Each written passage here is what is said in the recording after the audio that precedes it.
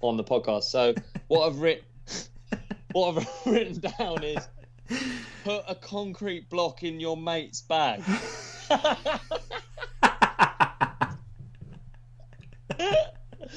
But you done it. It's funny as well. You done it. Yeah. Wow. Well, I can't remember who I've done.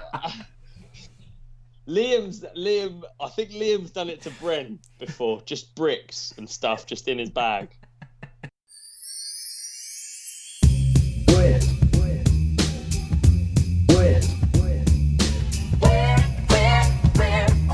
Ollie? Where's Ollie? Where's Ollie? Dip Sam. Where is Ollie? Where is Ollie? Ollie. There he is. Ollie.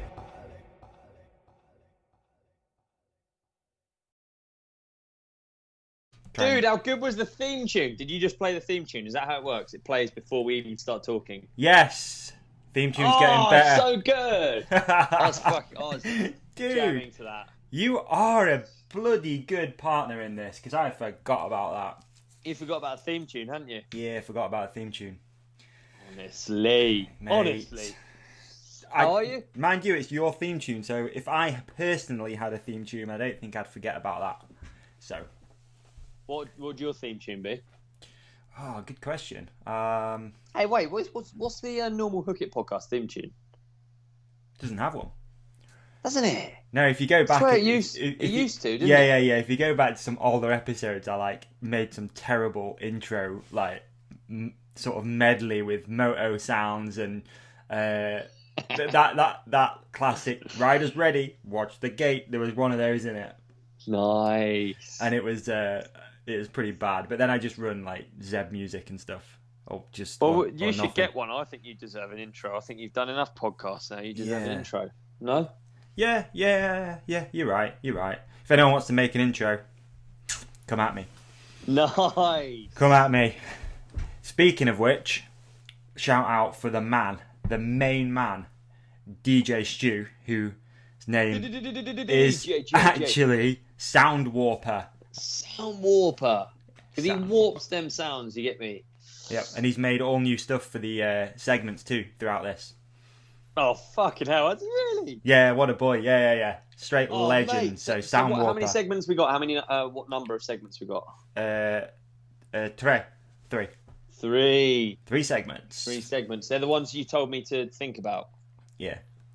And each one of them has got a sound thing. Yeah. Mate, that is... Yeah. Do you know what I was also thinking, right? I was also thinking it's really difficult. Okay, so I'm going to be honest here, Davey. I can't listen to my own voice, so I don't listen to these afterwards. So I can't remember what the last one I said in the last one. Me either. So what we yeah, exactly. So it's really difficult to not repeat yourself. I find it hard to not repeat myself anyway because it's so dumb. But yeah. Speaking of Saddam, watch this. Got a trick for you. Put my hat on forwards because I'm pretty dumb. But I've found this trick where if you buy some of these, so smart. I reckon. Do you actually need glasses? Nah, the blue blocking glasses. But whenever I wear them, I just feel like... What's blue blocking then? What? What's blue blocking then? I don't know. It's something. It's whatever you. Well, you said it, dude, and you got a pair, so you better know. I know, because I love a fad. I like a health fad. You know. Do you? Yeah. So what is it? Yeah, but I don't. I've never even heard of this fad. I think blue light is what your laptop gives off, which is keeps your brain on and it allows you to not sleep. So on your phone, for example, you've got night shift mode and all those, and that turns off the blue light. So when you put these on, it's doing the same thing for the TV, a laptop, phone. But I just find I feel and look smart. You do look smart. I feel like in 3 years' time, I'll look back at this and go, okay, sat there with terrible looking glasses, a Miami Dolphins shirt, which is in triple extra large, and just look like a total dickhead. Nah, because you know why? The NFL's back on, and you're watching on a screen, and you want to block out the blue light. Exactly. I'll take them off. You can rationalise it. No, I liked them. You looked a little bit like the what was in Men in Black? There was a the Alien? big creature with the alien with the glasses on. I'm gonna try and find it. But carry on talking whilst I try and find it. Well, no, I interrupted you, mate. I'm sorry. I'm really sorry. I interrupted you because you were saying how it's difficult to remember what we talked about on the last one, and I agree. I totally agree. Yes, it's been a month. It is. I don't know how people do it, really. Well, whereas the lockdown companions were pretty easy because we only had like a week in between. Yeah, dude, we had fuck all going on as well. But actually, that said, we might be going back into the lockdown companions, mightn't we? This could be like a hybrid show, huh? Do you think we will? Would we do another weekly job? What if we went back into lockdown? Well, you have to if it's lockdown companion. Would you do it? Yeah, I'd fucking do it. I was on trail today, out in the middle of the woods, and some dude was wearing a Mike Rides t-shirt. And then we ended up riding together. He was the man. He was wicked. He listened to all of the lockdown companions. Really? And, and loved it. And he said actually it was like, it was really good for him during the lockdown, which is cool. That's nice. Get a lot of those messages still, mate, to be honest. I had one the other day. A guy who said Wicked. he'd basically not been at work for a long time, so he'd gone back to work and had a bit more spare time. I guess he got more spare time at work, believe it or not. But he'd gone through and listened to like every episode. Pretty cool. No way. But I'd do it. Dude, if we went back in, I'd do it for sure. Yeah, I'd go I weekly. think we kind of have to as like a service, you know. We have to. It's like a public service, huh? Yeah, public service. That's the what I was looking for. Yeah, of course, Crazy, yeah. mate. But I don't know. It's looking. Hope it doesn't. But it's looking inevitable. It is. Unfortunately, it's looking like they're going to lock it down again. Oh, but to what extent? That's the thing, isn't it? This one is going to be the shit one because this one's going to be the one where everyone's like, over it now. Yeah. ASMR. Sorry, crunching these polos. Get them gone. No, I agree, mate. Get them gone, dude. Did you see my Instagram post maybe the other day? It might have been the day before yesterday. This obviously goes out on the 23rd, but obviously, what other day? Obviously, but yesterday or the day before, I did an Instagram post basically saying that I think this winter's going to be shit. It's going to suck for so many people because obviously with the whole COVID thing, restrictions. You can't even hang out with more than 5 friends, that's a struggle for me anyway on the best of times. But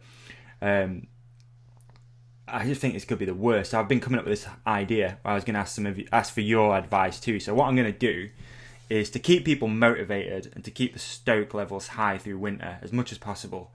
I'm going to put together like a booklet that people can download for free, and it's going to be full of challenges to do through winter. So it's going to have 50 riding challenges, 50 fitness challenges, 50 reading challenges, 50 listening challenges and listen/watch, and 50 like random challenges. Like, for example, one challenge would be go to your local bike shop and take them some beers and some snacks, or litter pick your local trails, on all these like challenges.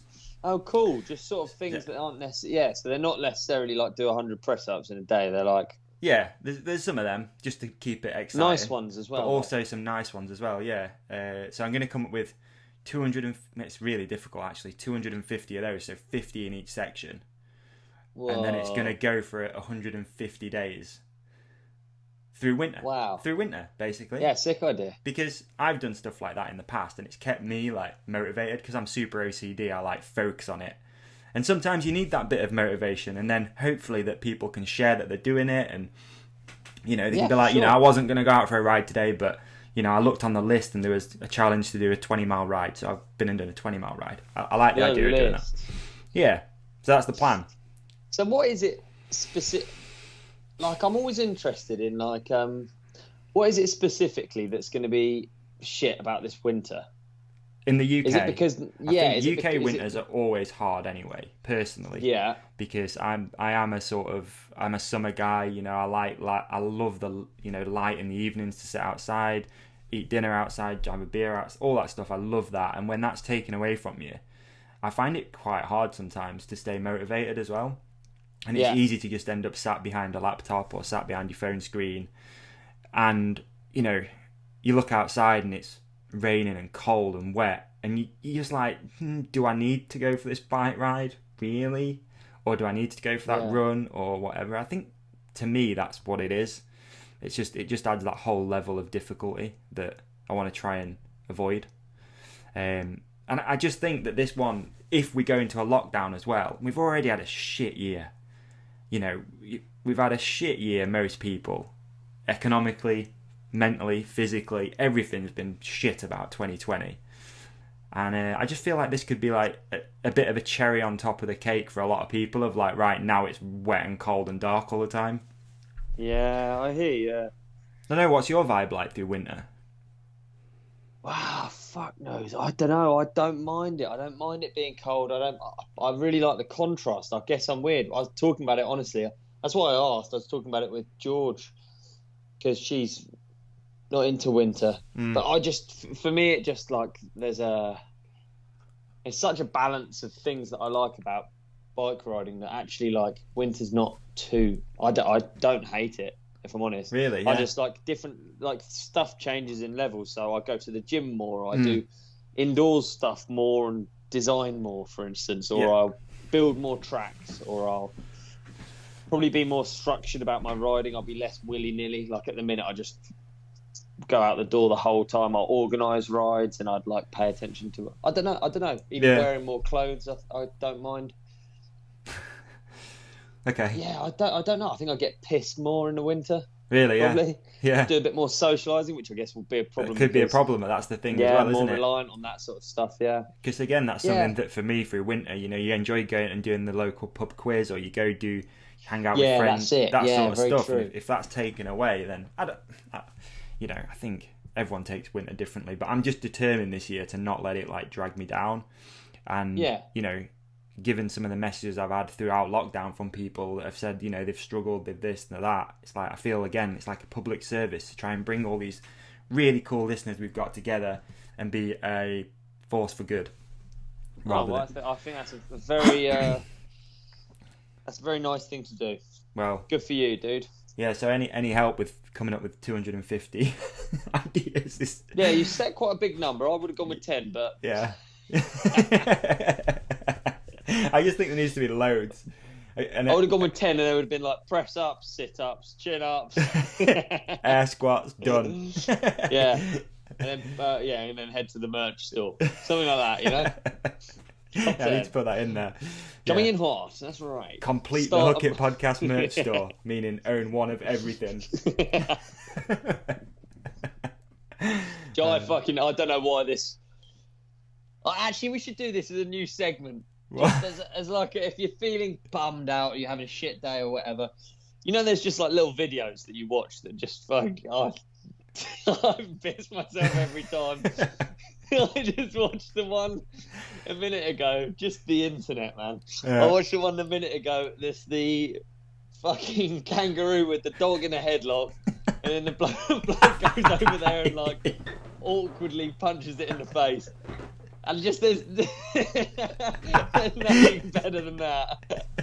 Is there though? He slaps it in the face, and then he sort of creeps out. He sort of like squares up to it.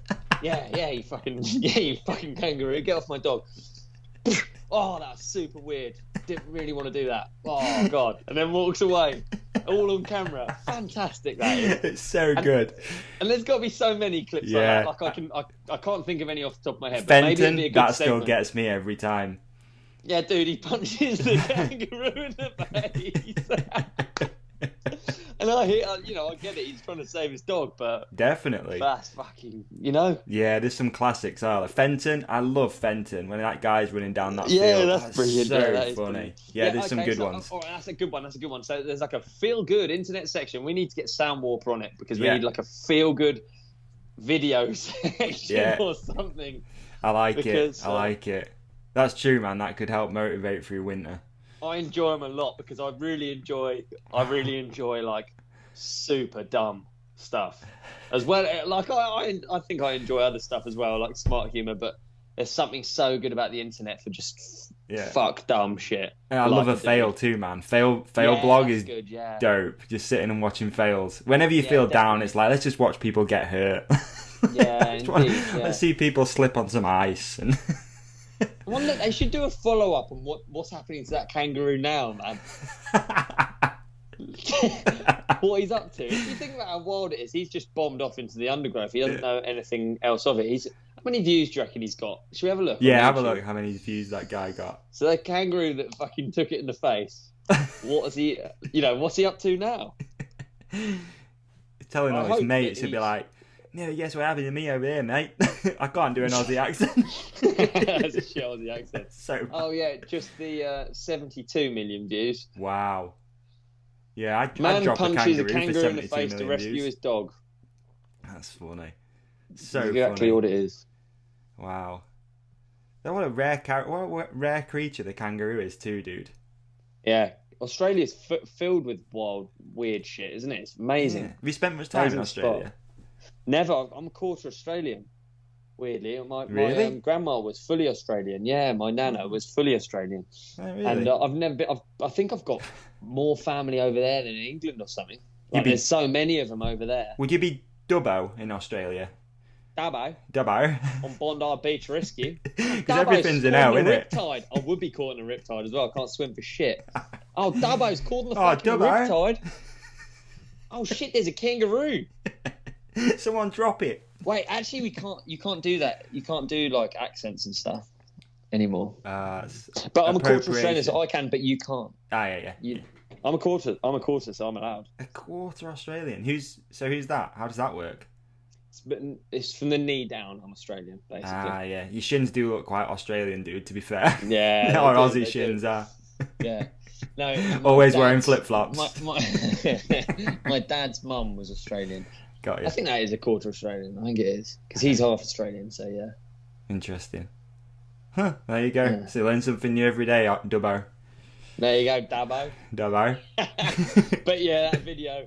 If you're feeling bummed, you could try and be angry and still watch that video and still watch him punch the kangaroo in the face. You can try. No one's ever achieved that. No one's ever achieved it coming out Not of gonna it. happen. Nah. Not gonna happen, dude. So there Wow. we go. We got more fucking segments. Yeah, coming up. this whole thing at some like a few episodes down is just gonna be segment after segment after segment. Not that we need problem passing time, but it's gonna fly by. We'll be like, quickly, fucking Let's do another kangaroo one. abuse section. Jeez.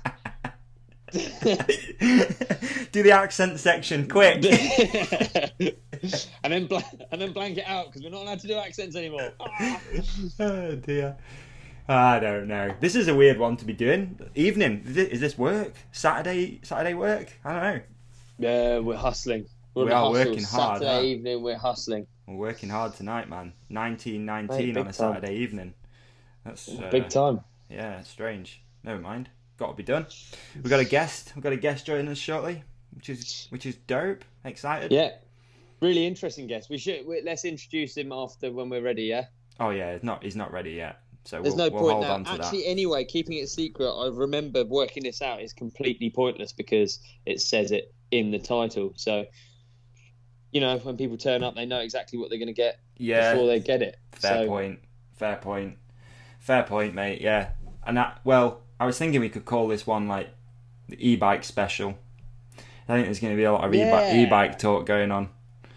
Mate, yeah, exactly. The Tell me e-bike about it. special. So this is, to anyone listening, this is Davey's first, month? Yeah, pretty much bang on First a month. So we're 1 month into ownership. What a month it's Conversion been, mate. to the What a dark month side, it has to been. whatever. Being... So let's unpack Yeah. this again really quickly. Massive thank you to Focus first and foremost, because for me it's a bit of a dream to be involved with a bike brand at a very low level, but also at a very fun level at the same time. So yeah, massive thank you to Focus for that, because it's something that as a kid you always dream about. You'll know that, just even having a little bit of support from a bike brand and being able to, ride a bike that's lent or whatever to you. It's just nice, Hey, too right, yeah. So a massive thank you to Focus for that. That's I'm stoked, really, really stoked. So what bike you got? I've got the Focus SAM², but at the moment I've got last year's one, which I think nice. is good because it's made me. It's been a great introduction to the e-bike world.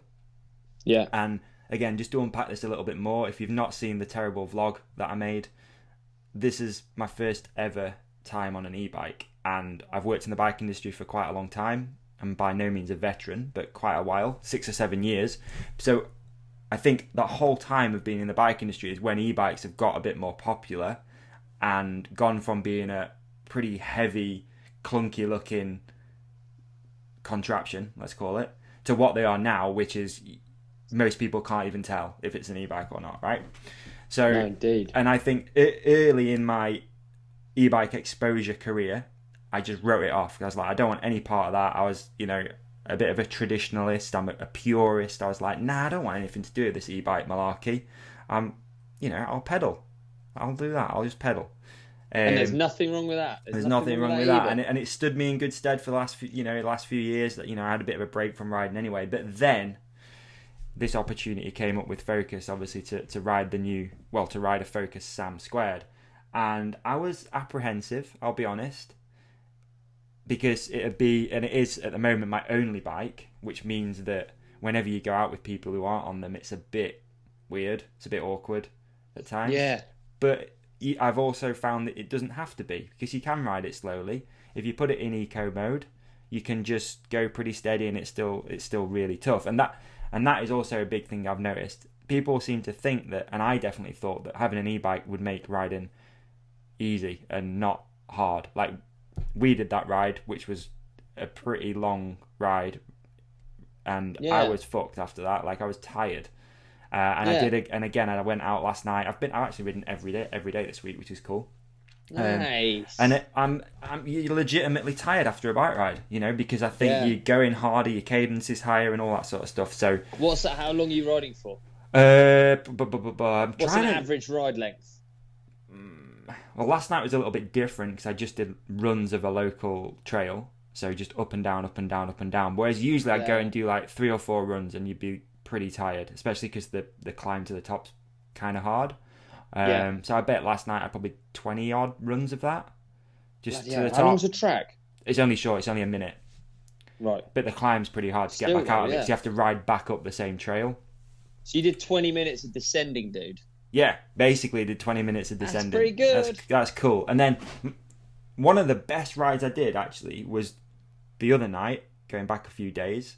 I just needed to get out of the house. I just wanted to do something, so I drove to some more local trails, where again it's a bit of a longer run, and the climb up is also pretty hard. It's up a sort of fire road, and I did 5 runs in just over 25 minutes, back to the van and back home.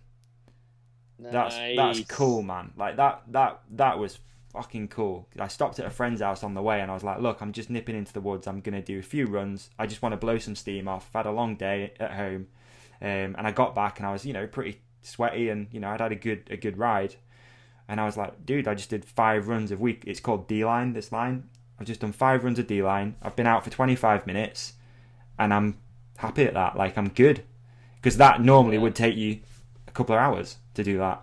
Yeah, that's quite cool. So it's rad. Yeah. Anyway, long-winded explanation, but yeah, stoked, man, on the there's been a few things that have really happened with this e-bike thing. I think the biggest thing I've noticed, right, and I don't know if you've had this. So say you're out on your e-bike and you're going up a pretty steep climb, and there's maybe a couple of walkers. This has happened to me twice, right? So a couple of walkers coming towards you, elderly people. Now, if I was on a normal bike, they'd say something like, oh, keep going, lad, you're nearly at top. There'd be something like that, right? So the other day I was going up this climb, and there's this guy and his wife or whatever walking back down, and you can see that they're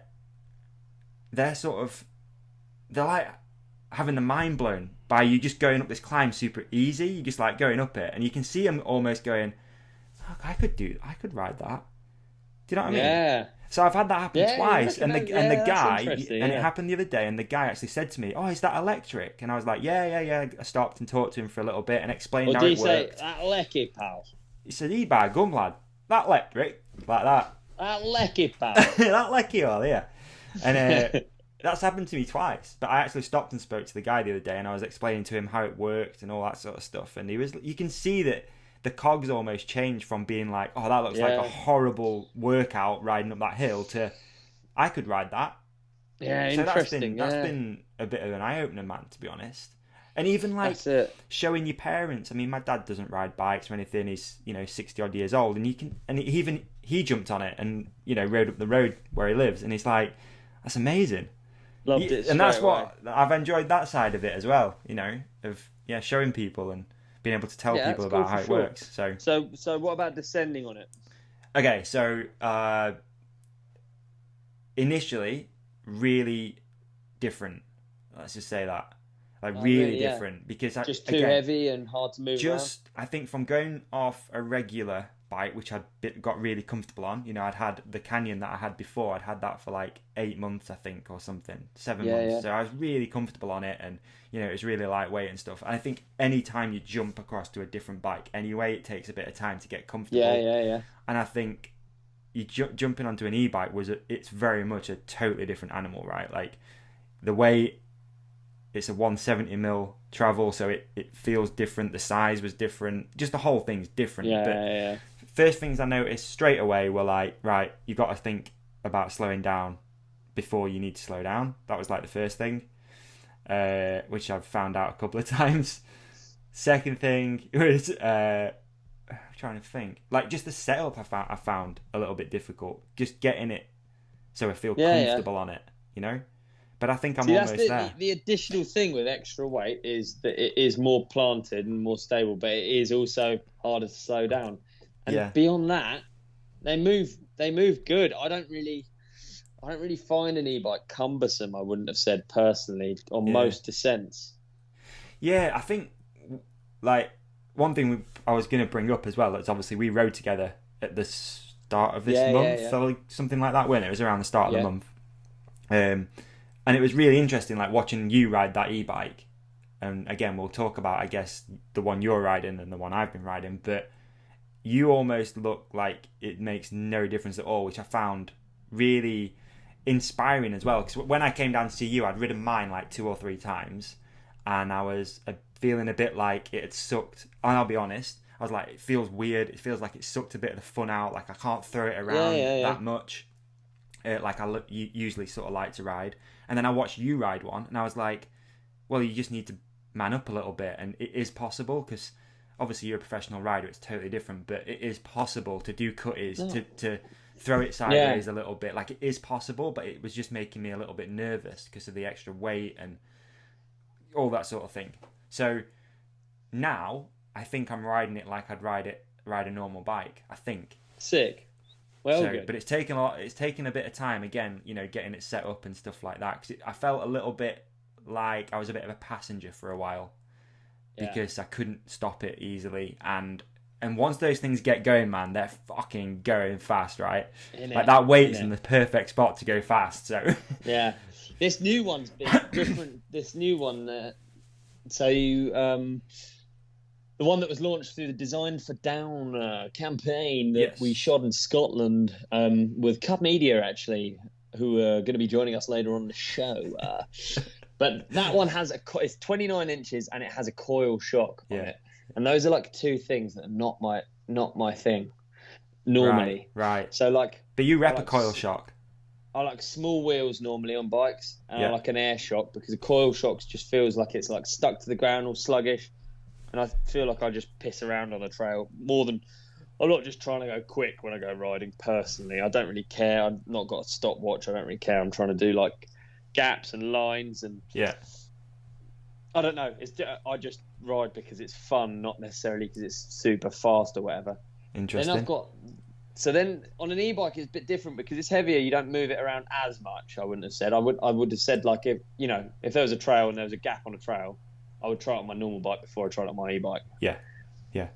So I've got a coil on the new SAM², and I've got big wheels on, which I don't normally ride. Right. And I really, really am enjoying it. Really, you can tell though as well. Yeah, I thought I was going to pick out my smaller travel e-bike. Obviously, I sound like such a spoilt brat here. I thought I was going to pick out my smaller travel e-bike. But I thought I would be riding that more. Obviously, it's not built up. It's upside down with no parts on it. But I thought, given the choice, I'd pick that. But I'm actually picking over and over again a longer travel, bigger wheel bike with a coil shock. Who knows why? Interesting. So I thought it might be cool as well if we just quickly just go over like some of the changes between the one I'm riding, the 2020, and the 2021 that you've got, and then because you've ridden both, you spent a lot of time on the older one too, right? Yeah. Yeah, of course. So we can just have a quick back and forth about some of the things we might have noticed, if that's cool. So, both of them are a 170. Yes. Which is a lot of travel for most places, but on some of the gnarlier stuff, I'm finding it like really, really good. Like no issues at all with it. It doesn't feel overbiked. In fact, it doesn't feel like I'm riding a downhill bike at Rowgate, for example. Yeah. It doesn't feel like that.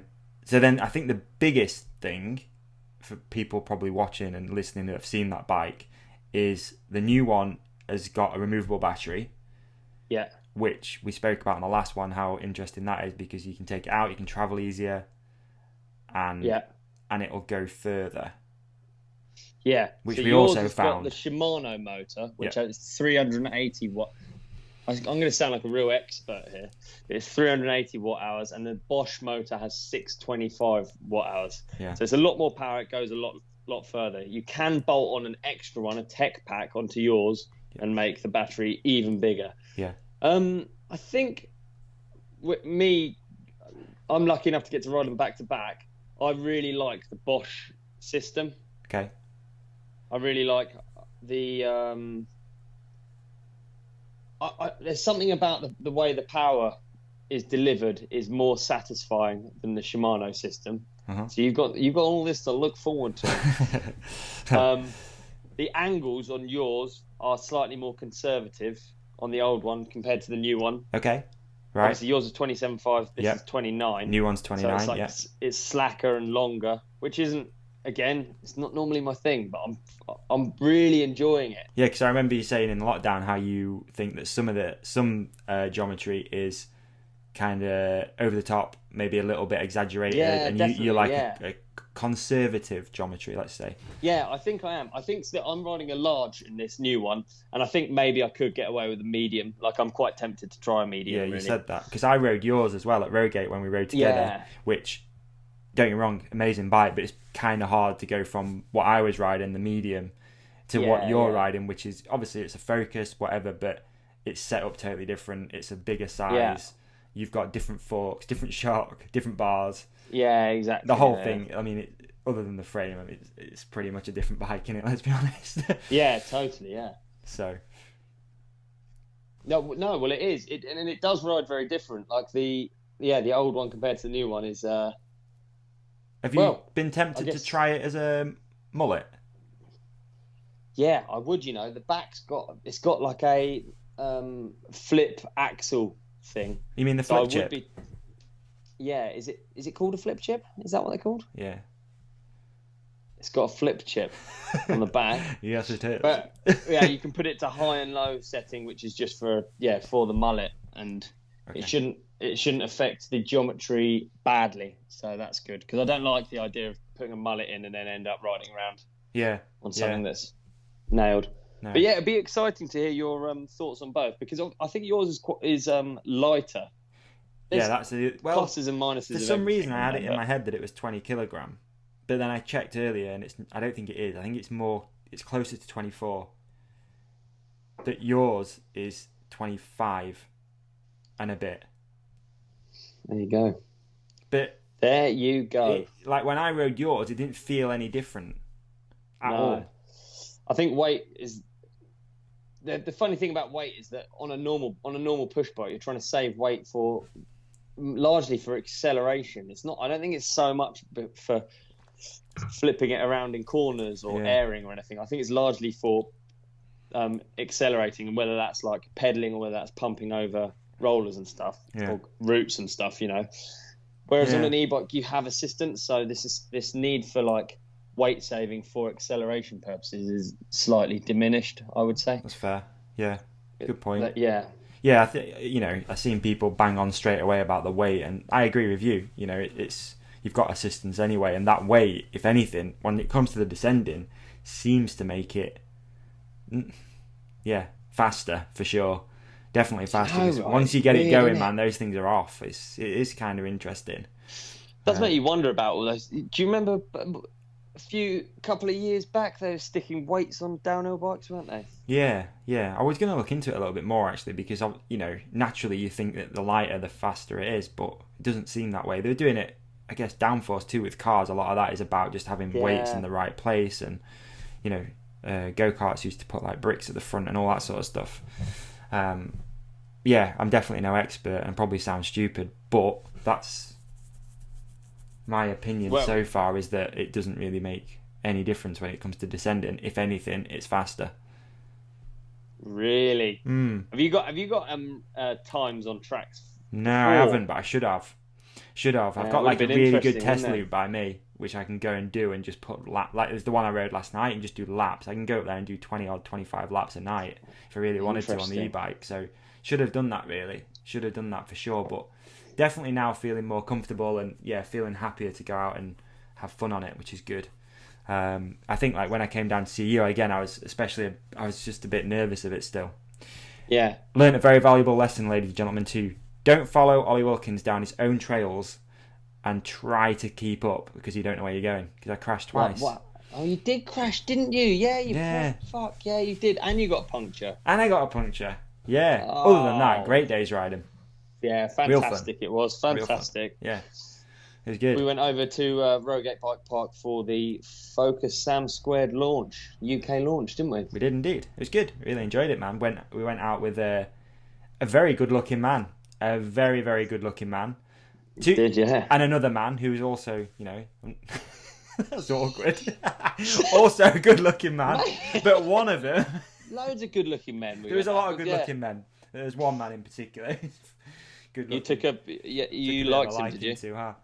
Yeah, man. That was funny. So, we did that, didn't we? We had a day out, just a bit of an XC ride over to Rogate.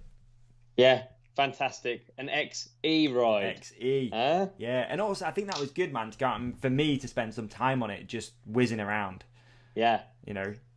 And it's so fun. So much also, fun. just riding with other people on e-bikes. Yes. Also very true. It makes it way more fun, because I didn't really quite get it until all my friends had them, and then it was instantly way more fun. Like I probably had an e-bike for nearly a year before I was fully sold on one. Really? Because none of my friends had them. Yeah, it was that's ages the issue ago, I've got up here now, that none of my friends ride them. Yeah. It's just me. So that's get recruiting, dude. You need to get recruiting. Gonna have to. You need to get some. Approach it in the same way a vegan approaches things. Yeah, just very, very militant.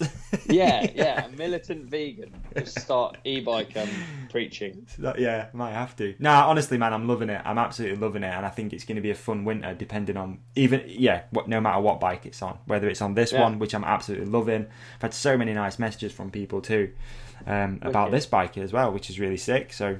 Does look nice. The only thing I've changed, because I know people might be semi-keen on and interested on that, the only thing I've changed, I would put on some new grips, death grips, and I've just got some of, they're right here, I just got some volts. Yeah. So those are going on as well shortly. So just a couple of contact points I'm changing just to make it feel a little bit more comfortable. But yeah, I like the death grips though, bro. Holy shit, I like death grips. Do you? Yeah. Yeah, wicked. I used to hate them. I used to absolutely hate them. Have I ever told? No way. Now you're on board. Yeah, I don't know if I told you the death grip story, but basically the death grips came out at the same time as I was distributing Census, and our grip was 30 quid, and then yours, pretty much yours. The death grip came out and was like 15. Yeah. So I hated them. And that is annoying. Yeah, really annoying. Took a lot of money out of my pocket, actually, this death grip. Yeah. So I'm stoked to finally have some and be able to run it. Yeah. Never mind. So what can you do? Now you've got the best in the game on your bars. Yeah, so really you're like happy. them. Really liking them. Yeah. Super comfy. So I've been repping those, which is good. Nice. Yeah, you got to change contact points, haven't you? Yes. Do you know, I worry sometimes that I've been using the same contact points for much too long now, and I should actually do testing sessions on other stuff. Do you reckon? Well, do you know what I mean? I've just ridden volts on my cross-country bike and trail bike or enduro or whatever you want to call it. Yeah. And then V12s on my jump bike. I've ridden that for so long, but yeah. What depth grips do you run? Just flangeless? No, I run thin ones, and then I don't really care about the rest of things. Fair. Preferably black ones. I'm really, really very boring. Really very boring. Everything would be black if I had my way. Like, I can appreciate my bikes look really nice, but I just really like black things. Yeah. I think it's I'd have to it's clean nice, them man. as much. I feel like I say, I'm feeling comfortable on it now. I'm stoked. This whole e-bike movement, I'm into it. Are we going to get a jingle for Davy's e-bike journey? Ooh, Davy. Yeah. Sound Warper presents Davy's e-bike journey. We should do it. Let's do a section. What we got? So we can do. What about? Let's just do. What about Ollie's top tunes to travel to? Mate, I'm largely hyped just to hear the. Okay. So they're a little bit longer than they used to be. So let's announce it now, and then we're gonna play it. So. Okay. First section. Ollie's top tune to travel to.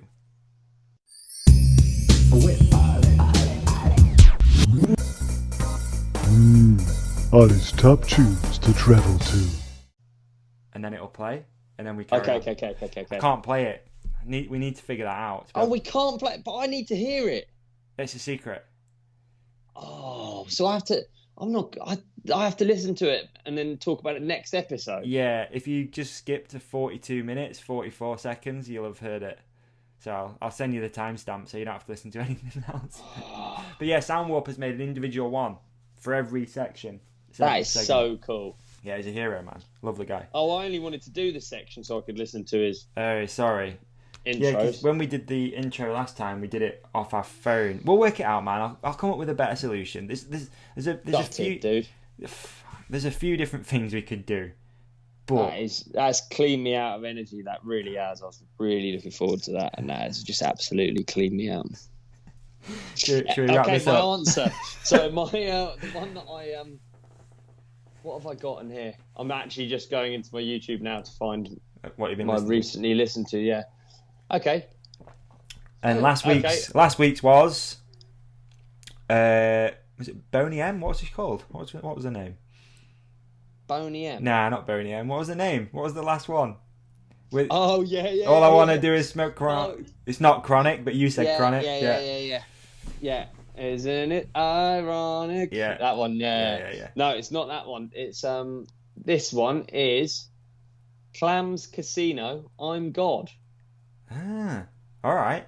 Never heard of it. So, what's making you interested in this song at the moment, man? Do you want me to play it?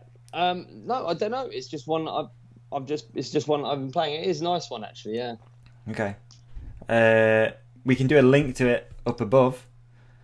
I know that playing stuff. I mean, we don't by no means. Fucks it up, doesn't it? Yeah. I just don't want to take the risk. So we'll put a link above, and people can go and listen to it. Well, what a fucking bummer this section was. First of all, you don't play music, so we've managed to do the whole section without playing any music. There's a music section.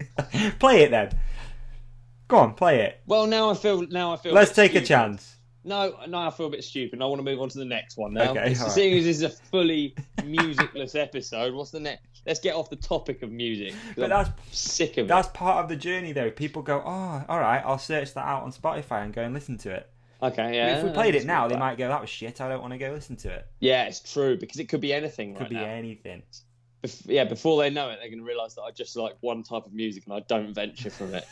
And they won't look at any of them. Whereas now it could be some sort of like acoustic. I don't know. I feel you. I listened to some Chaz and Dave today because it always makes me happy. You know how that's your version of a kangaroo guy. I love Chaz and Dave, bro. I love Chaz and Dave. I've always had a thing for Chaz and Dave. A friend of mine went to see him once and got killed afterwards. That sounds really negative, but he was fine. He did die. He came out of the gig, got hit by a car. Mate, what the fuck are you fucking... I'm not laughing at the... He came out of the gig. What's this story? Is this somehow linked to the fucking chicken fingering one? I'm never gonna live that down, dude. Is this a real story? Your mate... It's so bad, that chicken fingering thing. It comes back every week at least once. It does, yeah. I should stop. I'll get a new one. Yeah. Maybe you're about to tell us the new one. No. Basically, we went to see Chaz and Dave, came out the gig, and he got hit by a car. So he was pronounced dead, but he got revived. So he lives? Yeah, he lives. He lives, man. Oh, thank fuck for He that. lives, I he was going to lives. say that. Dave lives. He's called Dave. Dave lives. But yeah, came out a Chaz and Dave gig, man. Hyped. Loving life. Boom. Got hit by a, I think it was a Vectra. You don't... What a shit car to be hit by as Exactly, well. yeah. That's just a classic shit day at Classic work, isn't it? shit car. Probably listening to Coldplay or something. Hit by a What Vectra. hit you? Vectra. Yeah. Oh. But it could have been Sick of worse. it. Imagine if it was a... I mean, what's something with a big front on it? I wouldn't like to get hit by one of those G-Wag. PT Cruiser. Yeah, it wouldn't be going very fast though. You could just push it back. How dare you? No, the G-Wag would suck. It's really... I wonder, actually. Yeah, most cars would suck, really, wouldn't they? Yeah, I think so. I mean, it was going pretty quick, to be fair. So, Was it, yeah? Yeah, I think anything So at 40 Did on he mile go an hour through is- the windscreen? What did he do? He go over the top? It was one of those classic boom windscreen over the top, land in a pile behind. Bloody hell, man. Oh, but I'm pleased to hear that Dave's all right. Yep, Dave lives. Yep. Dave lives on. Now lives on the Isle of Man. Happy guy. Good. Very happy guy. Dave lives on. The kangaroo lives on. The chicken lives on. They should get together, have a chat. What Dave? Just a Chicken and snake. It's just kangaroo a are snake up we're to not now. sure about, huh? The snake, we know it's still here somewhere, dude. The snake's in here somewhere, but yeah, we'll get to the bottom of that. Oh, we won't. Either way, it doesn't I matter. think we probably won't. Yeah, I think we probably won't. Oh dear. We could. Well, the other two segments we've got is Trail of the Month Oh yeah. or Travel yeah. Tips. So it's up to you how you want to go about this, because obviously the guy who was involved Right. in the trail is joining us shortly, but we can do Yeah, it so now. we We should can talk about it. Now we should do travel tips, Okay, let's do some travel tips. shouldn't we? Because and then it segues us seamlessly into introducing our next guest. Yeah. Well, I tell you what, the travel tips I got are fucking proper shit. You know how your brain works. The past version of Went you. too hard on the last one with all of them. I got all of Yeah. I got all of mine out, I think, on the last one. Yeah, I went mental on the last one. I didn't realise it was going to be a monthly section. So,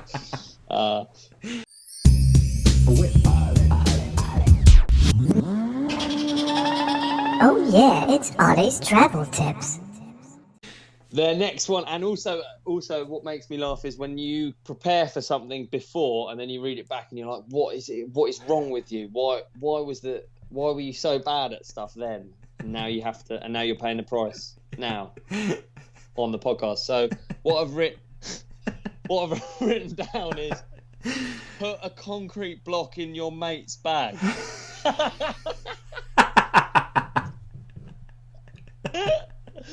But You done very it? funny as well. You done it? Yeah. Yeah. Wow. Well, I can't remember who I've done. Liam. I think Liam's done it to Bren before. Just bricks and stuff, just in his bag. Fucking good. That's my kind of humour. That's really tickled Yeah. me, because But I think, because you concrete straight away block in your imagine mate's it. bags. You know, like Yeah. being at the airport with all Yeah. these bricks and just being kind of awkward. Because what do you do with it when you find out as well? There's still a problem. You've got a breeze block or like a concrete block in your bag, and you're in an airport, and it's like, what do you do? Classic. That is funny. That. Wow. Yeah, so that's my travel tip, which is really a useless travel tip. But I'm thinking, the world's opening up to people. Maybe you've got a riding trip booked with your mates. Just fucking say, look, dudes, drop your bags over. We're leaving from mine in the morning. Drop them over tonight. We'll pack the car tonight, and then we'll get gone in the morning first thing. We don't have to worry about it in the morning. And then when they drop them off, just pack them full of breeze blocks. Anything you can get your hands on. Yeah, really. Just an idea. That's tickled me. That's really maybe a tickled good, me. So maybe a it's bad idea. it's more of a yeah. prank, but I like it. I'm into that. A travel prank. Ollie's travel pranks. Hey, approximately what are the... Oh, shit, we didn't do an intro to this either, did we? An intro gap. We can fit it in. You can fit it in. It was there. Approximately what was the music like? Just Really- from my own head. Really good. Is it like... a little longer? Is it like travel... Does it say stuff It's in it? Travel it's tips? the beat, which we Yeah. now own. You know, Naz made Naz made it, but we made it popular. Yeah, exactly. Yeah. So- and where's Woolly's one? yeah. Where's You see, it's catching on a little bit today. I've Where's seen Ollie? Ali Ollie? Oh. Clarkson put a thing up. Where's Ali? And I thought, Oh, yeah. all right, it's catching on, is it? Nice, yeah. Catching on. Speaking of which, so Ali stopped by Sheffield Sick. the other day, last week I think, and we went for a bike ride. I don't know if you saw the video of him going over there. I did. Dude, Really impressive that was, yeah. really impressive, but also when you're around that, because how do you explain it? It's not very often you're around someone with that sort of capability on a bike. Yeah, exactly. Right? Yeah. So you when don't you hang out with see trolls it- guys, yeah. No, I don't hang around with those guys very often at all. So Yeah. when you see it, it's like, I remember once coming out of a club, right, and seeing Dirty Sanchez, the guys from Dirty Sanchez, and it was like Yeah. that. It's like that moment of that's not reality. Those people aren't reality because you just seen them on TV and doing all the Yeah. and then you see them and it doesn't make any sense. So that's terrible, wicked. terrible analogy. But seeing stuff like that in real life, it's mind blowing, man. It's it doesn't even compute that riding over that gate's even possible Yeah, for such most an people, interesting right? thing to be super good at, isn't it? Yeah. So interesting. Yeah. So it's been a strange month for that actually, because obviously it's very similar like riding with you as well, to be honest, because you're just like, wow, as if you can do that on a bike. Does that make sense? No, it does, dude. It does. I definitely hear what you say about trials, guys, because you just never, if you're not around it, why would you?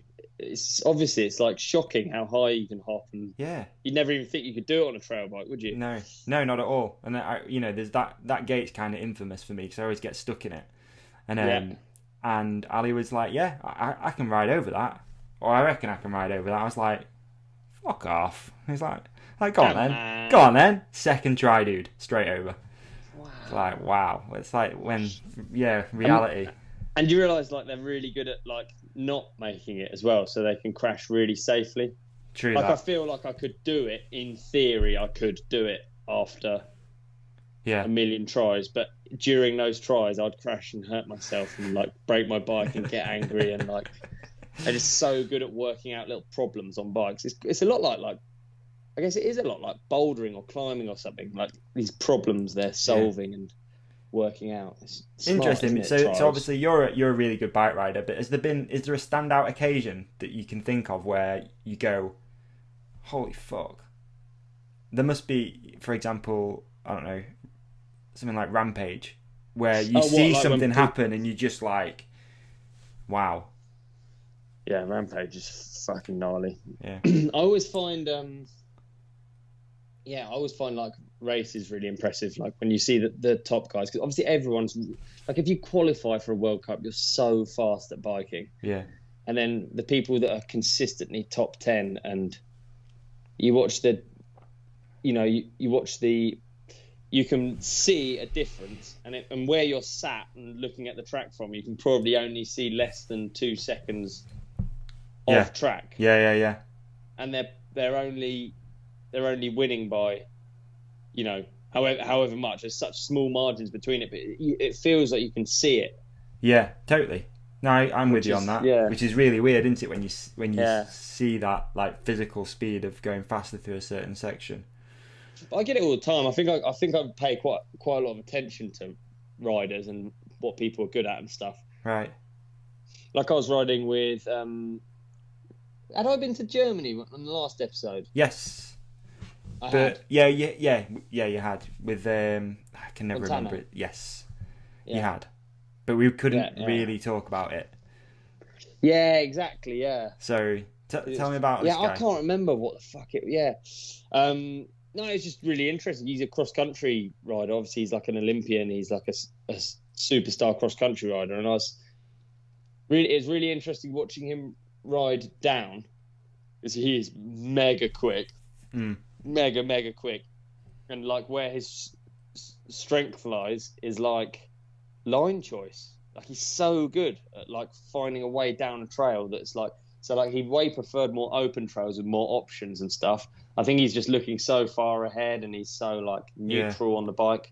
And he was mega quick without doing anything like flamboyant or fancy. He's just mega quick. And also Fabi, the engineer of the SAM², is also like German national champ in enduro, works for Focus, and he's the same. He's just like head up, looking around, gets all these lines so fast. It really impresses me. Definitely. No, it isn't. Fucking dude, I went riding with Liam Mason today. So today I went riding. It was 3 of us, me, Bren, and Liam. Okay. Liam's birthday ride, so he's taking us on this mission around. We're essentially riding trails that we normally ride. Okay. Liam's got like an eye for lines and quick stuff, and he's like, right, follow me down here. You won't believe what I've opened up down this track or whatever. And these small tracks and like not long. Like actually, you probably rode them when you were over, maybe. Okay. Maybe I can't remember, but yeah, and obviously Bren's there, and you sort of think, well, Bren's a World Cup racer. He will have done whatever this line is. He'll know this is the quickest thing.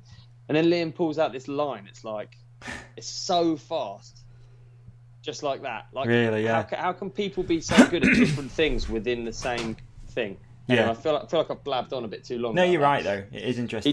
People just look at it totally different. Pulled out of the rut, and then straight lined like 3 turns. Yeah. So initially it feels slow. You're like, fuck, we're breaking loads, and then it opens up a load of track that you've never opened up before. Normally you're like, rah, rah, rah. Interesting. So I think I get impressed quite a lot actually by different people's skills quite often. Yeah, and again that's similar to how Ali looks at going riding with me. I look at it as like, that's an annoying gate, I can't get through this. He looks at it as obstacle to get over. Really strange. Yeah. But very weird when you see it in real life. Yeah, I bet. Nice guy, really nice guy. Top bloke, isn't he? At all, not at all. Hey, we've actually got our guest lined up and ready. Should we do the last thing, which is the trail of the month, isn't it? Yes. Or what is it? What's the next segment? We can do trail of the month. What's it called? Trail of the month. Olly's trail of the month.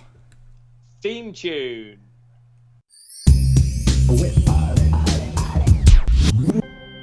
Rejoice, for it is Olly's trail of the month.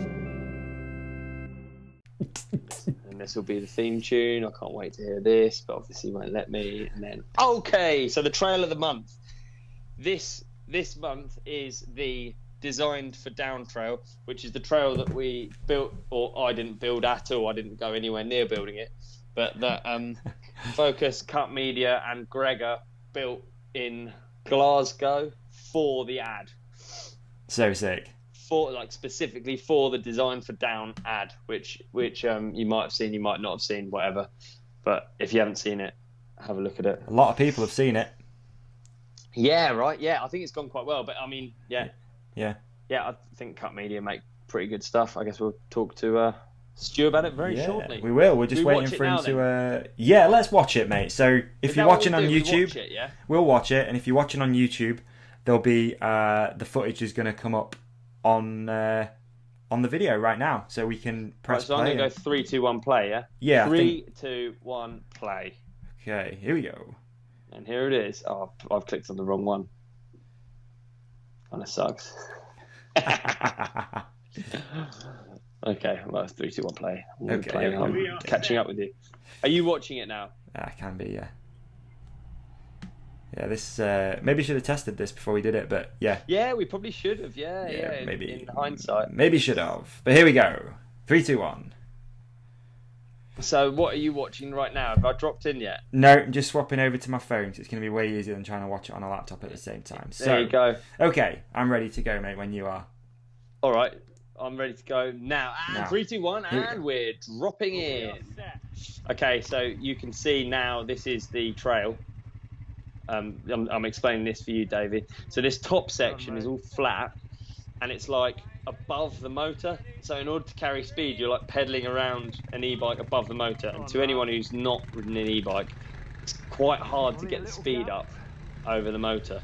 You then go into the hip and into the first big step down, which was massive actually. and you had to crank mega hard. He's on board, the deaconator himself, none other than, follow me through. Says the whoops. Are you on the same bit as me? Oh, how good is that? It works out, doesn't it? But yeah, indeed, the wonders of the wonders of cinema. So you can see they made a sign and a quad track, and that was exactly the same distance from the sign at the top as it was at the bottom.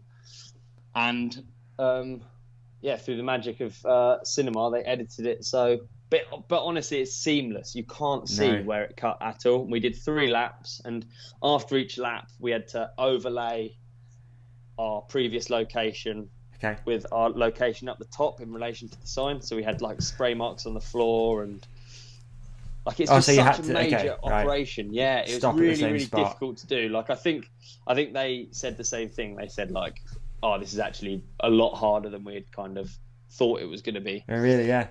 Yeah. So yeah, if you watch it, try and find a fault. I can't find a fault. I think Cut Media killed it, didn't they? Definitely.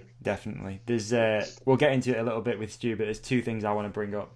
No, there's not. There's only one now. Okay, cool. But yeah, I think Gregor did a great job, and that's Trail of the Month this month because it's actually already knocked down, which is very sad. Yeah. So it was literally just for this ad. Just for this launch for this bike. So pretty cool to get the opportunity to have like a trail built for you, and you turn up and ride down it. Dude. So cool. That's really neat. Really sick. Yeah, so it's all gone. So rest in peace, that trail. And how, just out of interest, how often did you how much did you ride it? Did you get it all done in a day, or? So we had the shooting that you see is all done in a day, but we had, I think we had 2 days maybe trying to ride it in the wet practice, and then the final day was shoot day, so it was like it still looked pretty tacky though in the edit. Was it tacky, there's or probably still dirt flying around. We had absolutely horrific weather. We'd booked like I think 5 or 6 days, maybe even 7 as like a weather window, and it just pissed the whole time. Me and Deeks were just in an Airbnb in Glasgow like, whoa. Interesting place to be. Yeah, in it. So is Stu ready? He's coming. Yeah, he's ready, man. Let's bring in Stu Thomson, the man behind Cut Media, joining us. First ever guest on Where's Ollie, so that's pretty sick. Ladies and gentlemen, Stu's the first guest, man. I just needed to answer, really. Here we go. Here he is. Boys. All right, dude. Saturday night. How are you? You got your drink? Oh, nutters. Oh, you've gone for the beer. Good man. This is just neat vodka. Oh, animal. Yeah, sure. I've just gone, boys? Mate, really good. Really good. How about yourself? All good. Yeah? Busy up there though right now, huh? Wild Saturday night. You know. I know. We were just saying this is almost working. Actually. Almost. I don't know what we'll call it, but I guess we're doing something, aren't we, Ollie? We're sort of working at the moment. Yeah, it's like work. Yeah, no, I like this idea that it's a public service. I quite. Yeah, the people Me want too. it, right? Oh, they want it. They want it so bad. We were just talking like at the start of this about the potential of another lockdown and how we'd have to do a lockdown companion again, just as a public service to people. There you go. There's the positive in another lockdown right there. Maybe. I can just If that work. It feels like it's coming, right? Yeah, it doesn't. You've been way stricter up your way though, huh? Like I was even impressed when we were shooting not that long ago. Like everything's really still kind of shut down, like not quite opened up yet. Yeah, I think I don't know. Do we want to go into the politics here? I think Glasgow looks shut down a lot of the time, Ollie. I'll be honest. Yeah, exactly. I think I don't know. Yeah, we stayed in lockdown for quite a bit longer than you guys. Yeah. I want to hear politics now. Now you've mentioned them. I think I think we're embracing, like, I think Nicola Sturgeon's embracing the fact that Boris Johnson's like a bit chaotic in this whole thing. Oh, is that what it is? Yeah. Fuck, I Yeah. hadn't even thought of that. I've not got a political mind. There you See, go. our lockdown is like through the Scottish Parliament. Yeah. So, and like because there's like the independence debate up here, I think it's like an interesting thing because it's now going like, well, look, we're doing this better than Boris Johnson. Yeah. Like, so I think it's like, yeah, it's definitely interesting, but it's So is it a bit like this? pretty much. Yeah. Pretty much. I think there's just like embracing they're trying to do things like differently and show like differences to like how they're doing in England. How it could be. Yeah. So Yeah. This is what you could have. yeah, exactly. So Interesting thought for sure. So Stu, how are you, dude? How's things? What's going on? I'm all right. Yeah, not too bad. Yeah. It's kind of having that same battle through COVID as everyone else, I think. Yeah. So have you had like many shoots cancelled, or like what's the vibe? Yeah, a bit of both really. We had some cancelled, some quite a lot kind of relocate to the UK and Scotland in particular. But yeah, like it's kind of tricky now because I think there's a lot of we've got a lot of clients who are actually kind of keen to shoot overseas really, and there's a few projects being talked about, but like no one's quite like pulling the trigger to say like let's go. Yeah. Because just like no one's sure if they can travel. So Yeah, yeah, it's hard. It's hard to plan anything, isn't it? Like I've just been doing it on a slightly different sort of thing, planning trade shows for next year. And you sat there planning it, and you're just like, well, chances are that a trade show in January probably ain't going to happen. So, but you've got to plan it in case it does happen. It's one of those. So I can only imagine it's the same with you planning trips, and filming, and just in case it happens, basically. Yeah, I guess so. I think in my head, I'm just like, we're just battling through till spring. And then I'm kind of hoping like when we hit springtime, like we can get a bit, I don't know, start hitting it. Yeah. Kind of normal again, and a bit more traveling and stuff like that. But, you know. Interesting. Spring. Oh, spring. That's a long time away. Like it is still know, summer, sorry, man. I'm being negative. I'm being negative. Wishing away months, dude. Just want to hibernate. Just wake me up in spring, please. Thank you. I hope something cool happens before then. Yeah. I mean, some stuff will happen. Christmas with less relatives could be pretty good, I think. Oh, man, sorry. I'm putting a downer on this. Oh, what a bummer. Yeah. Anyway. Drink that beer. That's Stu Thomson, ladies and gentlemen. Thank you very much. Oh, mate, I loved your work. The design for Down. So Stu single-handedly filmed, edited everything. It's his concept, everything for the new SAM² thing. Is that right? I think Ollie saw it. We went for dinner, right? And then I showed up on the shoot. I was on the shoot for like one day.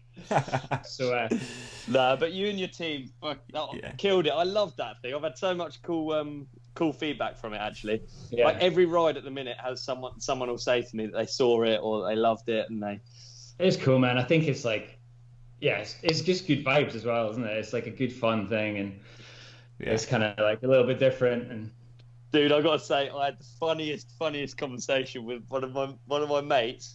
Goes to me, yeah, I thought it was good. I thought it was good. I think it was a bit of a shame that you didn't sort of show off the e-bike's climbing capabilities. And I was like, I went quiet, like I was like, does he realise? And then we watched it again, and he realised, and he felt really stupid. But I thought that was funny. That's classic. Designed for down. So the message did not work there, Ollie. I think it was like didn't get through, mate. I think it was pretty clear, but you know, mate. Well, in all honesty, I did wonder because like it's almost so seamless that it's like hidden. You know what I mean? Like the transition between the top and the bottom. To people listening, that's maybe worth watching the advert. But the transition between the top and the bottom, you really can't. I've really tried to spot the. There's no one cut. I think that's the thing, isn't it? It's a cut point because Gav, who's our like post-production wizard. Like, he's just, I mean, he just talks on a whole another level. Like, I kind of like don't always understand what he's saying, but he worked his magic. So he'll cut out the writer and like basically merge the two, the kind of visuals together. So it's not like a cut point, is it? It's like he can take like the background. I'm not even going to try and explain what he does, to be honest. Wow. No sense. But basically, he'll take the writer, like you saw in the edit, basically, and you'll see it actually in the behind the scenes that's coming soon. Sick! Really? Yeah. Oh, teaser. Done a little bit where no! Did I drop a shit behind the scenes before you dropped a good behind the scenes? Yeah. And did that irritate you in any? Not at all. Not at all. Okay, good. I'm sorry if I ruined something. I mean, don't worry. Take it down, dude. No. No, I'm good. I'm joking. No, it's meant like you're. It's almost the behind the scenes. There's a little bit of behind the scenes of your behind the scenes as well. Oh my god! Wow, behind How the behind scenes. the scenes can you go? Your behind the scenes camera on the quad, you know. Wow. That's sick. That's gonna be fun though. That'd be cool to see for sure. And then we'll just keep doing it. Like, it's super cool, and I think like that's the one thing is like all he's saying is people are not going like, okay, how's it done? Where's the cut point? And loads other people going like, oh yeah, if you blink you miss it, you'll see the cut point. I'm like, no, like, No. Please show me. Please get some matchsticks. Sit there. But the guys, like the whole team killed it on it. Like they absolutely smashed it. It's super cool. It's always like my favorite projects when you see like the idea come about in our studio. Yeah, wicked. I bet. You see the whole thing. Like, you know, sometimes we get an idea in, or like a client comes with like an idea that's like, okay, this is what we've got to make. But like, it's cool when you see like that idea come together. The light bulb moment. Like, yeah, and then there's like, I guess that team element of like Andy directing, like, or we call him Andre, but Andre doing his thing directing, and then like Gav's skill, like you met Gav in the shoot, and like he's like measuring tape out, working it all out, he's reviewing every shot, kind of make sure it's going to work in the edit. And then like Lisa's our producer, and she just basically organizes the whole thing. And as Ollie said in the previous podcast, like she's the one that does the call sheet. Yeah. There like, you go. I gotta say, it is mega impressive. I know I was a bit.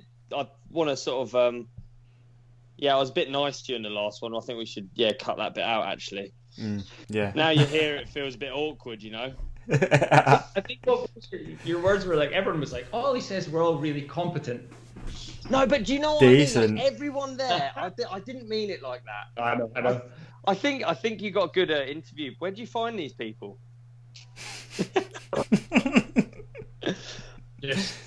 I mean, they're all a little bit different, I guess. So like, It is honestly impressive. I'm not even joking, and I'm sorry I used the wrong word. Competent. No. It is actually also the right word, if I'm honest. Yeah.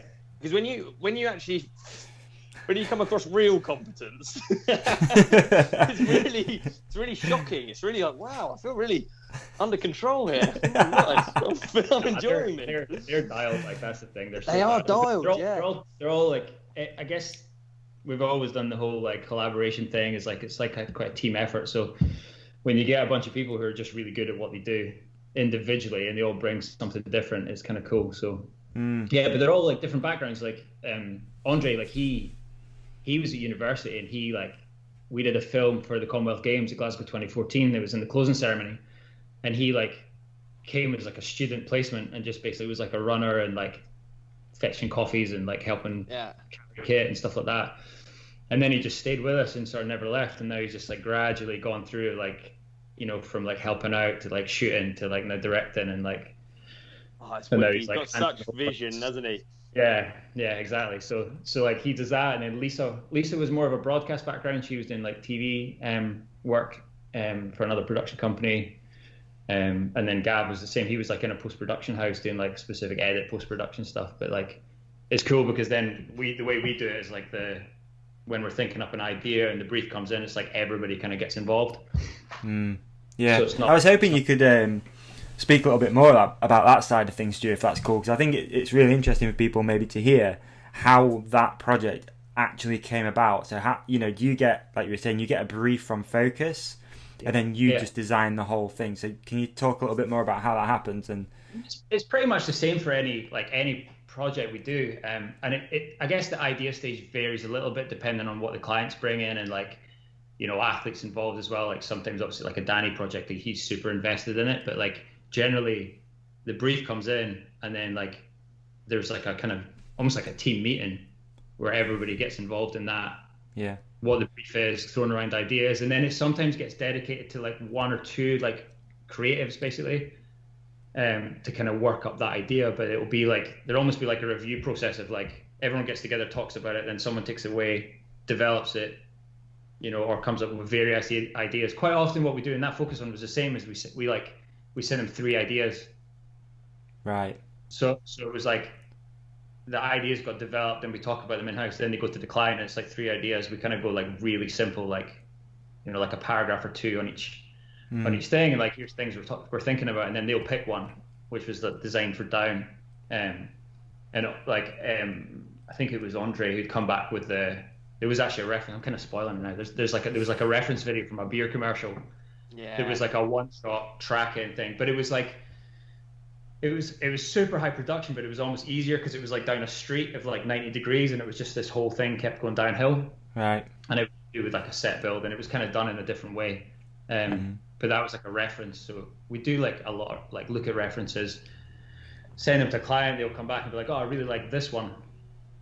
So then we'll take that back and like develop it. But like for us, it's definitely, I don't know. I like to think that all our work in it, like the whole time we've been doing stuff, we kind of focus in on like a concept and an idea. I think I don't know if it's necessarily better or worse, but I think for us, we're always like trying to dive in on what that concept is and what the idea is, dial that, and like the pre-production before we shoot is the super important bit.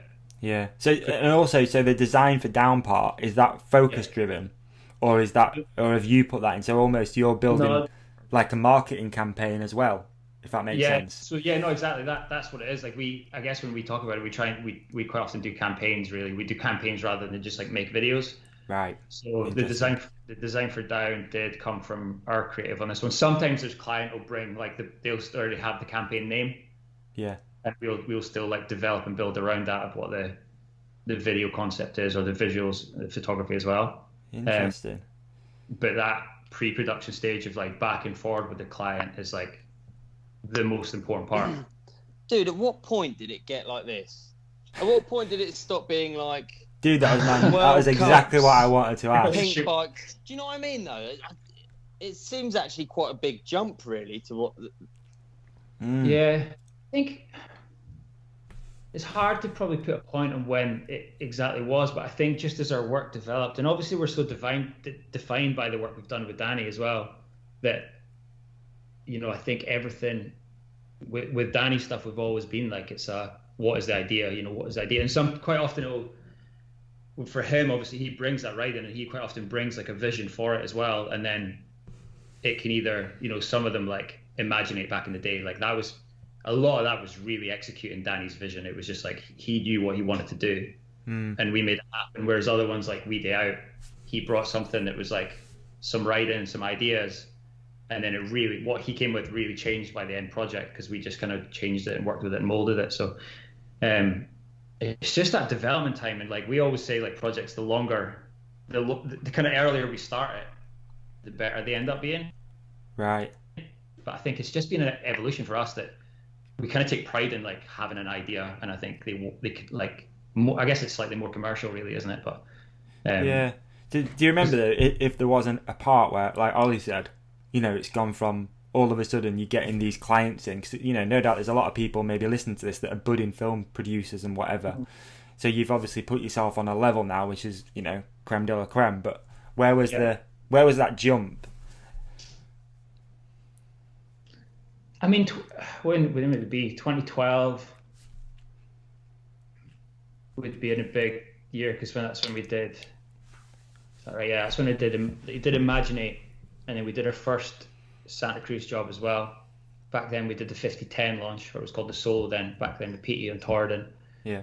And I think at that point, like, that was when Scott Marshall, so Scott's basically like kind of my partner who's been in cup. Like I started MTB Cup way back when it was like the website, and we did like live streaming of World Cups, and I would just go out and make video content for it, and we did some World Cup stuff. But then when Scott in 2012, when I was doing Imaginate, Scott basically partnered with me, and it was like, right, cool, let's see what we can kind of do and kind of grow it. And it was sort of at that point he brought like so much to the table on that as well creatively. It was just he was so idea driven as well. He was just like, I don't know, like how you shoot stuff, and what the idea is. And then I'm really I've always been into the kind of brand side of it as well. So the kind of marketing side as much as the creative side of shooting. And I think it was at that point, it was just like, okay, well, let's do it and look at it from I always felt like I was good at looking at stuff from the brand's perspective.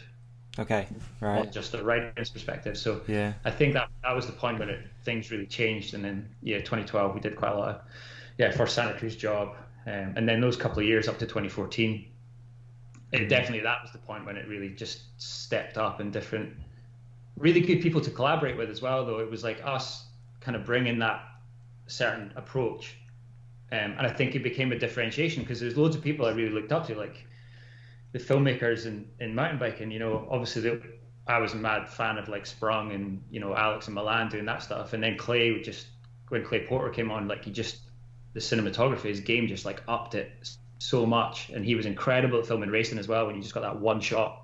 Yeah. And these guys were doing it super well, and I think it was almost a part of me embracing like the concept side as like a differentiator, as like, okay, this is what we can. So I think it was at that point that it just sort of started growing. But and then, like I say, collaborators working with Danny, I'd say Will Ockleton was the marketing director of Santa Cruz at the time, and we started working really closely with him. And I guess the boom of mountain biking as well probably helped too. Like you say, in 2012 through to 2014, with enduro bikes really becoming a bit more prominent, I'd say as well. Yeah, with the solo and all that sort of stuff. Yeah. And I do consider myself lucky. I was in right at the start of that whole branded content thing. Like I was in really early, and I always did it under MTB Cut and Cut Media, so I didn't really like push myself out as like a Stu Thomson, the filmmaker. It was just like a brand as well. You've done some crazy creative videos over the years, haven't you? Crazy creative campaigns, and they are really different. They are all like idea driven. It's interesting you say that. It's like that was your aim almost, to differentiate yourself. Yeah, for sure. I mean, I think I was always as well, like I was never like that. I was never like, I want to be a director. I was never like that. I always wanted to kind of work with a team of people and like and kind of grow that, because we're as much a creative agency as we are as a production company, so I was always like into the full process of like, what is the idea, and working with the brands and clients, and then like seeing that whole process through. So yeah, I think as well you're a lot more invested, I feel like, it, rather than just getting a brief and being like, you're just delivering it to basically get the invoice paid at the end of it. You're actually coming up, like you say, with the concept and the actual marketing plan and everything. You're so much more invested. It's interesting to hear like that you came up with the design for down thing. It's super interesting to me that you came up with that whole thing, which is now a term that I think people will probably be using for a long time. It's not an easy thing to do that either, is it? To come up with stuff like that.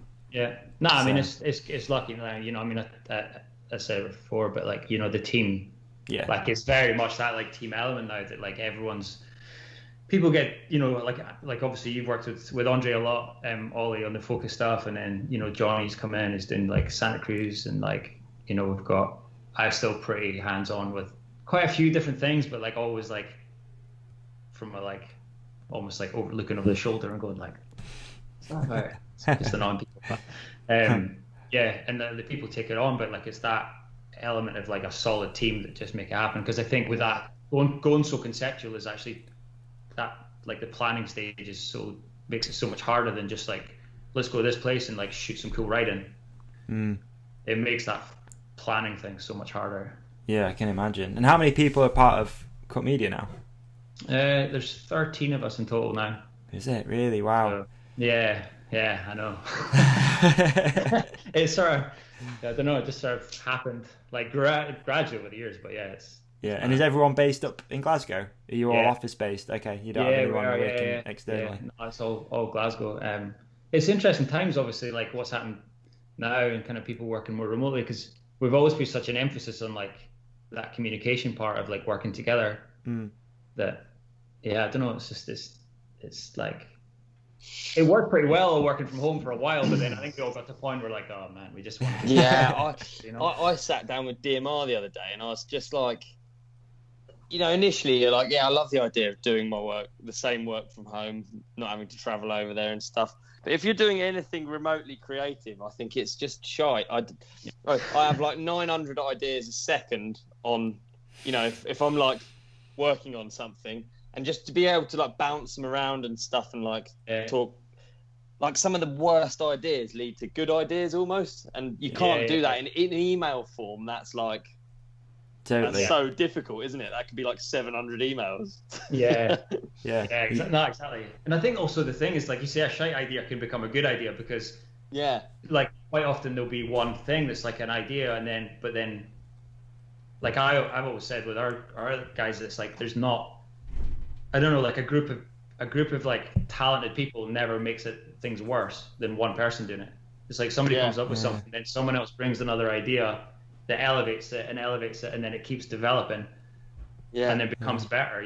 Ultimately, as long as one person's in the middle, like driving it. So like, for like focus, like obviously, like Andre's like he's the guy who's responsible for like developing that. And the delivery at the end of it, whereas it's just a case of like, drafting people in and getting more and more ideas and concepts and stuff. Yeah, exactly. But we go through that stage of going like, develop it, and then I'll look at it again and then see what else we can bring to the table and then develop it. So it's like, it's definitely that team element. And then obviously like the producers that we got, just like Lisa working on focus, and then we've got Katie, and those guys just like, I don't know, seem to make stuff happen. Like cats basically. Yeah. So. How dare you? I mean, not you. I mean, like no, almost specifically me, Stu. No, can't say that. I think it's rad for you. You're smashing out content. Yeah, there you go. Got the BTS out before you, brother. You got it. Beat us to it as well. So it must be cool for you as well, Ollie, because from a professional athlete rider sort of standpoint, to be in one of those things is almost like a stamp of approval too, isn't it? Which is really sick. Mega cool, because I've filmed loads of edits and adverts and this and that, but definitely you've got your own stamp on all of it for sure. And I really, I've done I do a bit of work still in, I'd say branding and marketing is what I'm super interested in anyway. So seeing how you guys work, so cool. And like I think your team's gnarly good. Really like the work and stuff, so it's wicked. Super interesting. Thanks, Stu. Thank you for stopping by and checking in, man, and giving us some interesting insights. For Stu, we should do it more often, man. Well, you're like, please, Saturday. No, Saturday night's perfect. Yeah, we should. The Saturday Cup media show coming at you. I can't pretend to be up to much else. Like, is there anything else going on, dude, that you want to like? Is there anything to not promote as such, but what have you got coming up in the future that you can talk about? What can I talk about? It's always an interesting thing with this show already. Yeah. There's a load of stuff happening that we can't talk about. It's so true. Like, what can I talk about? We've got a few. I mean, we're on a few projects just now. There's a few being shot, but I can't really elaborate on them too much. Shame, man. And then there's another like, but no, I can't. Oh man. Okay. Let me. I'll tell you what. We shot a documentary yesterday. We shot a documentary yesterday. Really? A really good friend of ours. It's super cool because we've actually it came back through lockdown. It's with a friend of ours called Rab Wardell, who's like back in the day he was like Commonwealth level kind of cross country rider. Yeah. But he's been like a mate of ours for so long, and it just sort of came about, and it's been super good. The whole team got involved really, and like it was like a good old Scottish project which we haven't done in a while, and it's going to feel proper Scottish, Highlands, Glencoe, all that stuff. So that'll be out. We're working on that with Wahoo and Santa Cruz both on it. So that's a cool project that will be out in about a month. So I can't. Well, that's as much as I can tell you, but Yeah. That's cool. That's cool. And there's another few things in the A works. lot going on. Does Rab go on a never-ending climb that loops seamlessly? Yeah. You probably just do it again the other way. The other way Yeah, around. why not, dude? Up the trail. There's some other ideas on that one which are cool as well. But yeah, we were talking to you about them all, right? Yeah. For That'd be sure. cool one day to take all those like B-roll ideas and make them into something and just see what came out. I don't know. It's probably not really that feasible, but it'd be interesting. It'd be a good read to read like some of the other stuff you come up with that doesn't get made into a film. Yeah. Oh. I think it's cool. We end up with a backlog of like ideas that we'll still like. Yeah, Or you can still try again sometime, or definitely. Yeah, for sure. Some of the cheaper clients get the B-roll. no, I don't know. Half the time it ends up being like they just get more ambitious. That's the thing. Is like we're like we try not. You want to up your game, but then I mean sometimes we just look at it as like, well, can we do this different? But there's definitely an element of like, how can we like do something? Do you think like that's the never been lockdown done? and stuff's made you be more creative? I think it gave it a bit more time, right, to kind of like reflect on stuff and like dream up a few more ideas and work on them and stuff like that. I think. Okay. I don't know if it's made us more creative, but I think it definitely kind of. Yeah, Davey, you can't get more than 100% creative, right? True, that's fair. That's fair. That's fair. I guess Ollie, you were just like begging for that shoot to be somewhere else, like maybe Jamaica or I don't know. When they No, said do they you were going to know build what? you a I've got trail away in with- Scotland, you were like, I've got away with a lot of Surrey Hills shoots with Cut Media. I mean, it was cool to shoot that in Scotland. I think that's the biggest set of jumps Scotland's ever seen. Is it you said you were going to flip one or something, weren't you after it got finished? Yeah. No one shot it though. It was mad. Oh, bugger. Oh man, I'm too scared of dirt jumps now. I can't believe that. Never ride them. Like I used to ride them so much, but now I'm just like In super fact- technical titles. I'm mad for it, but then like dirt jumps, I'm just like so scared. Shit. There you go. No, I'm just like, There's a couple of things I want to bring up with that edit, but we might as well do it whilst Tuesday because we're having a great time, aren't we? So we just hang out. Number one, we need to talk about the e-bike backflip Oh, yeah. because that's a thing, right? That flipping an e-bike's a real thing. So tell me about that, Ollie. I want to know more about it. Just really scared and wanted to make each run look different, because I thought that was important. So I did an Definitely. e-bike backflip, Davey. Yes, I And- did. didn't tell anyone. I didn't tell anyone because Did it you makes not? it more real, doesn't it? Yeah. You just sent it. I was really scared, if I'm honest. I've never flipped a 29 or I've never flipped an e-bike. And it was quite a big jump, actually. It probably doesn't look as big as it was. It's big. It was quite big, wasn't it? Yeah. So, yeah, I did it once and we didn't get the shot. So I was like, because obviously we have to do so many runs. It's so difficult for them to. Well, you'll see in the Cut Media BTS coming very soon. But it's so difficult to stay tracking on a bumpy quad track in the mud with two Berks going at different speeds. Like it's really difficult. It's really not Yeah. an easy Yeah. thing at all. So we actually did so many runs on the final shoot day, like that didn't happen. So I flipped it once, we missed it, flipped it again, and we got it. Amazing. Sick, It was- dude. And it it was- absolutely it was- greased it as well. It was... Yeah, luck, man. 'Cause I was making myself as small as I could in the air, which is what you do if you want to speed up the spin. Because I had no idea what I was doing. I don't do them enough. I just piss around in the garden, I don't go and do big backflips, do I? But yeah, it all worked Man, out. it was sick. Yeah. Psyched. And the second thing in that film that just makes me laugh is Deke's head going through the whoops. Have you picked up on it? Someone said that to me. He's It's got one so big head, good. hasn't he? Oh, mate. He looks what like the a funny. Churchill dog in the back of a car. It's so funny. But there's Someone such a said it to contrast me. because you jump them. So you're like perfectly smooth and then Deke's is just behind you giving it. Oh. Man, Deeks was feeling the pressure, eh? Like He was did bloody feeling the good, pressure, didn't he? like, yeah, he did amazing. Because it was a little bit soft as well, wasn't it? Like when you guys first When we arrived. first got there, it wasn't easy to get Yeah. through, yeah. We were saying that before because you can tell because we've just watched the onboard footage from Deke's Yeah. And you can see that even like the tires are full of mud and stuff, so it must have still been pretty tacky and grippy or greasy. Yeah, we had a rare couple of days rain beforehand. Yeah, it doesn't rain much in Scotland, does it? No. Who'd have thought? Yeah, but it worked out. It worked out. It was Worked cool. out perfect. It's cool. Definitely. Good. And I think there's other stuff in the works as well. I know I can't even talk about them, but there is. I wish we could. Talk Hopefully about- so. There's definitely a bit of a battle going on in our studio for the next shoot because the location's super popular.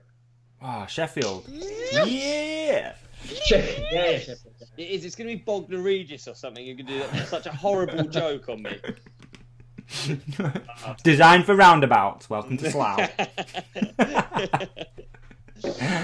Oh, good stuff. Look forward to it, dude. Yeah, man. Thanks again, Stu. Appreciate you. Thank you for taking time out. We're going to do a proper episode too as well. Not a proper one. This is proper, but like a full one together, aren't we, soon? So we can get that. Sorry, Ollie. Sorry. He's going to start asking about writing. Sprung or something. Yeah, no. I was watching Stu. I was a fan. Ugh. Sick. So good. Yeah, looking forward to it though, man. We've got to sit down and do a full episode really, really shortly. We'll have it out in the next. Well, we'll figure it out. The plan was always to come up and see you, wasn't it? But it's just not. It's not happened yet. So it'll still happen. Yeah, you come up to the studio. Yeah, man. Definitely need to do a road trip for sure. 100%. Maybe not in winter. That's not bad. Yeah, muchness in it, really. Not much to say. Summer, winter, you lot don't care, do you? It's just exactly. It's just as wet. It's just a little bit colder, basically. Yeah. And less light, less daylight. You've only got 4 hours to play with, so. There you go. Make it count. And all you're getting up riding as well. I'd actually really love to because I've only been to Fort William for the World Cup, so just done riding around the World Cup or massive jumps on e-bikes. So it'd be really cool to do something. Can we plan it, you in reckon, between. Ollie? We'll have to plan something and head up. Yeah, let's do it. Done. Sounds good. It's just straight up, innit, from you, so. Yeah, on the plane. Oh yeah, or you could do that. Yeah. Probably gonna do that one. Yeah. Yeah, probably do that, and I'll drive. Okay, we'll figure it out. Let's do Yes. it. Yeah. Okay, cool. All right, man. Cheers, Well, Stu. thank you so much. Just hang up, and we'll take it from here. Nice one. All right, guys. See you in a bit. See you, brother. What a guy, man. What a Straight guy. up hero. Yeah, so you're gonna do it proper because you should do a proper one with him and talk about his riding and stuff. I've always got so many questions I want to ask you. Definitely. Or we could head Interesting up chat. and we could do it together if you really wanted. It's up to you. I Could mean, do. the opportunity's there. You know, we can do anything we want. So That's so true. That's the great thing about the world. We can do anything we I think want. the saying is, the world is an oyster. I think that's the saying. yeah, I've heard that one before as well. The Yeah. world is an oyster. Yeah, so we can do anything we want. Yeah. What else we got, man? I mean, I feel like this is, it's been a relatively long episode, but one thing we didn't talk about. Well, we've got two things. We've got a giveaway to do, which I forgot to tell you about. What are you flogging now then? Do a deeks and just see what's in this box down here. Yeah, exactly. Yeah. Got some old batteries. I've got some Lego. Yeah. We can do a giveaway at the end of this. All right, done. But maybe we just need to think of a quick concept, but we'll get to that. We didn't talk much about Madeira. You went on a trip to Madeira, which... Mate, I don't know where we're at really because it's actually called Where's Ollie, so we should always cover that first in future. Let's do that. Yeah, let's where do I that. actually am, because I'm back home, as you can see. Second time now, back home. Very happy, I know, right? Yeah. We will do one when I'm away, but yeah, probably be riddled Spring. with poor Wi-Fi. Probably spring. Yeah, so I've been to Madeira. I think I've been to. Have I been to Germany? Was the last trip I went on? Yeah, France, Germany. Then we did the episode, and then you went to Madeira. I did France, Italy, Madeira, Germany. Yeah. Okay. Oh, really? Okay. And scanned Scotland in there as well. Yeah. Confusing, isn't it? Maybe we should try I and think keep a handle on it. Probably should just listen to the episode before. No, because on this one we definitely said on the last one that you were going with it's even, isn't it? Yeah. But Okay, so I've been to Madeira and Germany since then. yeah, well, I thought you'd already been to Germany, so there you go. All right, so we can just have a quick riff on that because you went to Madeira and did you get to ride any of the death grip stuff or? Yeah, Madeira was unreal. We rode all over the island. Super lucky to have like John Fernandez as the guide because obviously he builds all of the trails on the island. And Jacob there. Jacob's like basically a resident. Jacob Gibbons from Does he Aspect live out Media. there? Yeah. Basically. Really? No, he doesn't. But he's been so many times, and he's sort of good friend of John's, and knows his way around the island as well. So anything we wanted to shoot, we'd just say, and we'd be there. It's unreal. It's actually the dream Really? shoot Because you said you went in there with no real plan or anything. It was just a case of going and just we got doing an fun approximate stuff. plan. Yeah, I've got the edit.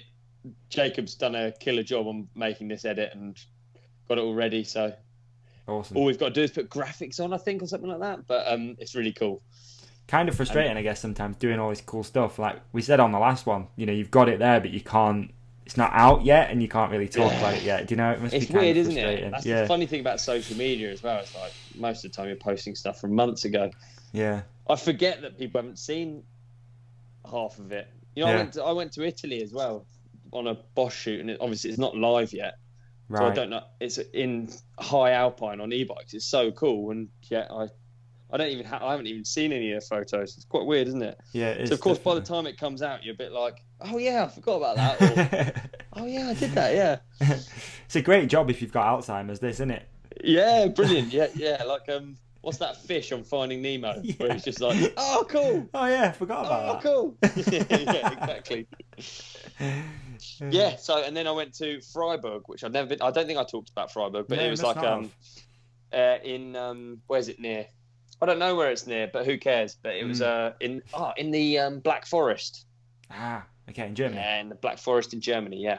Beautiful. Yeah, it looks sick. Some of the riding looks amazing there. Really good. So I spent like 5 days just pounding laps on that SAM². They're like downhill tracks out there, and you're just using it as a chairlift, kind of, really. Right. It's so sick. And I was riding with Marco Fontana, even again, who I've just been in Madeira with, and Fabian Schultz, and actually the whole Focus crew. Dude, half of it was so cool because it was a press camp, so people come from magazines from around the world to see this new bike and ride it and test it and stuff. And but half of the fun thing for me to be there was to hang out with everyone from Focus because we had to like scout out the route. So we go with everyone from the office and everyone's on bikes and we're just bombing around. It's so fun. It just made me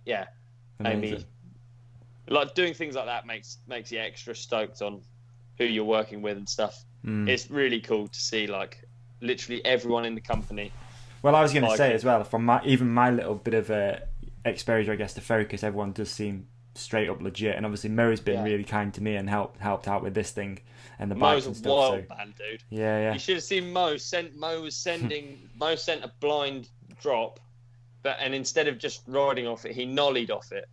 I was like, Mo, what are you doing? I was following him down trails and he's doing massive whips. Sometimes he's hipping the wrong way on hip jumps, which isn't ideal, but wow, dude, I'd never ridden with Mo, and it's so cool to ride with him and see how fast he bombs. And you have these like relationships with people, they end up really good mates, but you don't actually ever ride with them sometimes, even though we're in the bike industry. And so it's wicked to get a chance to do all that. Totally. Yeah, sick, dude. Good work. Nice. Yeah, I'm looking forward to seeing more stuff from that as well, especially from the Bosch shoot, because some of the things you've told me about what they're doing with Bosch and super interesting. It was rad, actually. I don't know if we can even talk about it, so let's not until that's out with some of the things they're doing. But it was very cool. If you imagine how fun your e-bike's been in just exploring the hills around you, like it was. I've not done travel with my e-bike really, but it was so cool to be like high alpine and just picking out ridge lines, and then like you can get up them on an e-bike. It's insane. Really, I feel a bit aware that where's Ollie is this kind of highlighting that I'm a real spoiled brat and I get to do loads of fun trips. So maybe we should include some like sections where I tell you about shit stuff, like cleaning the toilet and that. True. I've got a really good listener question. That's a perfect segue. Do you want to do that? All right. Really good. Because I thought you know, when we were doing lockdown, I loved the listener questions because they were always really fun. Yeah, brilliant. Yeah. Really good listener question. I just need to find it. Right. Suspense This listener question from @RockSteadySambo on Instagram. Oh no. Okay. There must be some fails. So, what was the most pointless trip you've ever been on? Oh, I went on a fantastic pointless trip with Blake.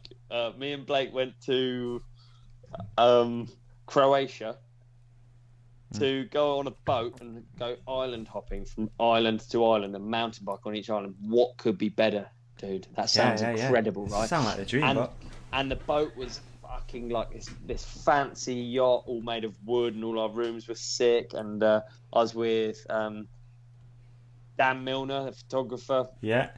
And we went there and we were like, fucking, this is going to be unreal. We're going to get to do such amazing riding. We're riding over the islands, and then the boat would pick us up the other side. So good. The dream. Basically, every single bit of riding was either on a fire road or down like a really narrow track with all brambles in your arms and then like baby head-sized rocks. It was insanely bad riding. But maybe they've got better riding now, but it was just like, it was laughable. We had such a good time because the food was incredible and the whole experience was amazing, and they're all good people. And did anything come of it? Is there like a video or anything like that?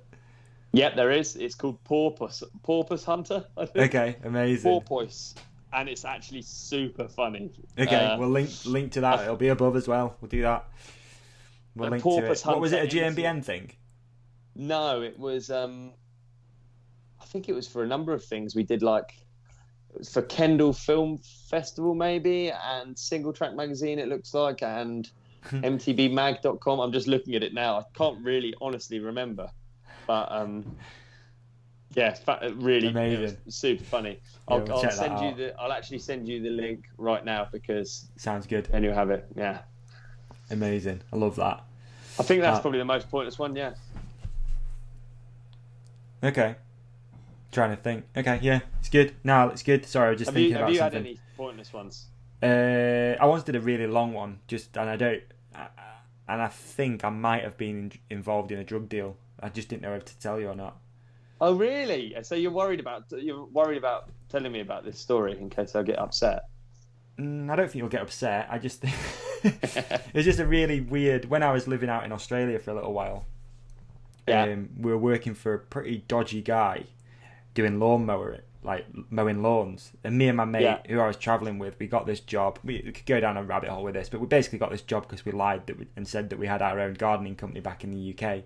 So we got this job doing lawns. So he gave us like a trailer, and we just head out and basically fuck people's lawns up for the day and go home.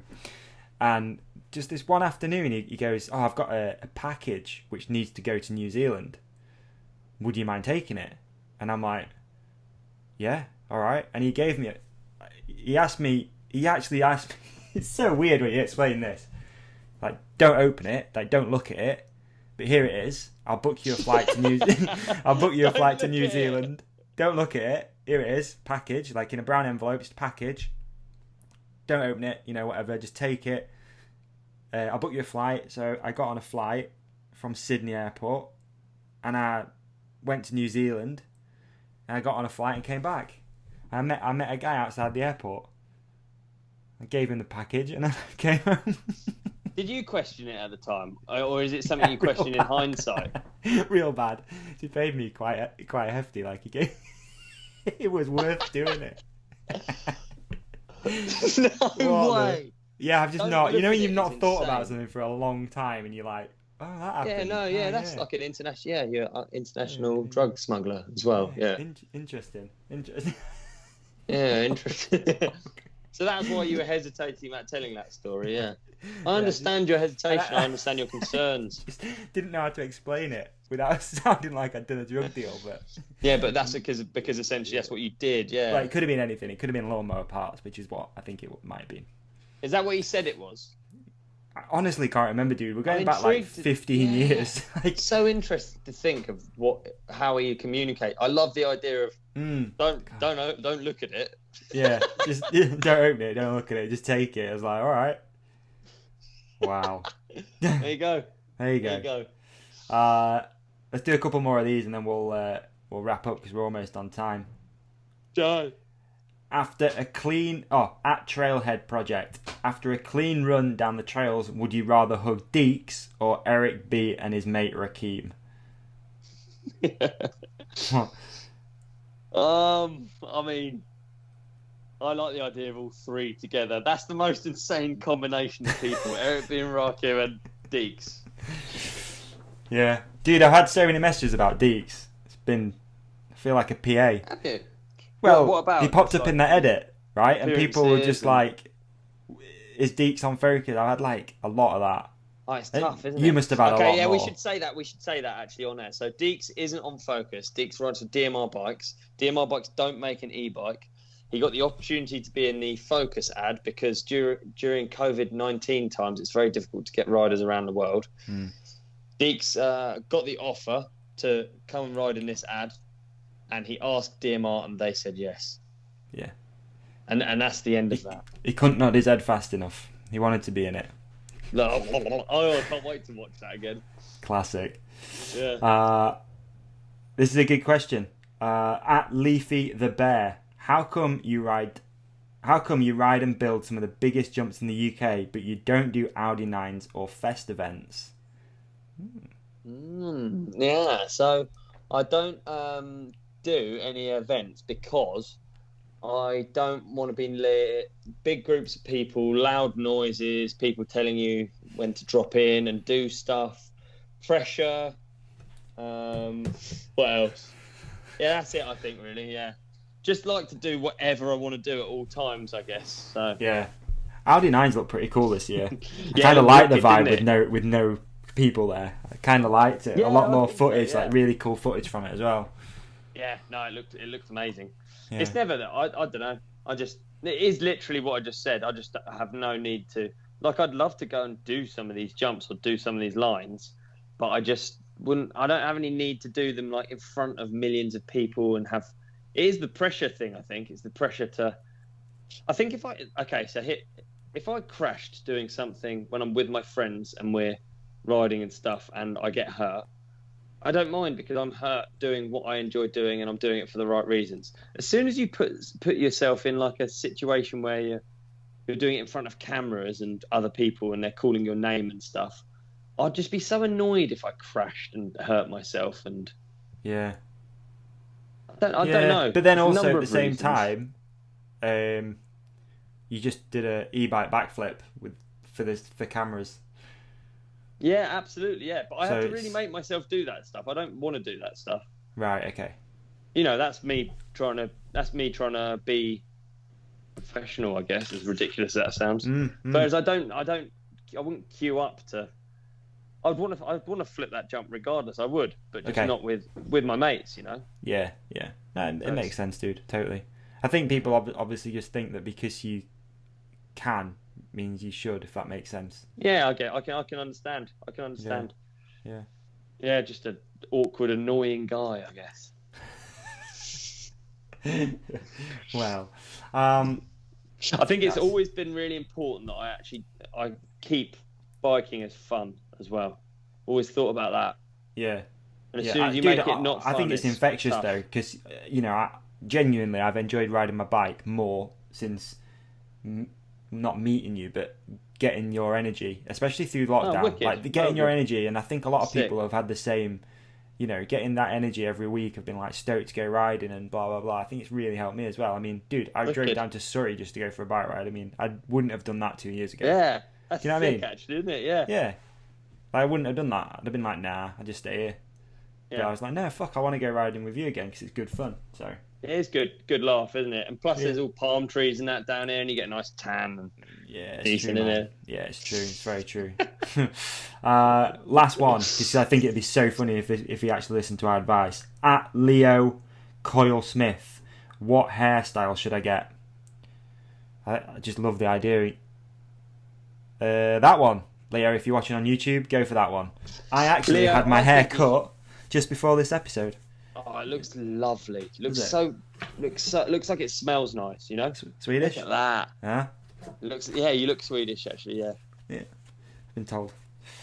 Hat on. Hat on. I think he should. I actually think a Mohican is quite important. Bring back the mohawk. I think he should do that because I think it's quite important that he does that. Okay. So there's mohawk the it is. advice. Okay.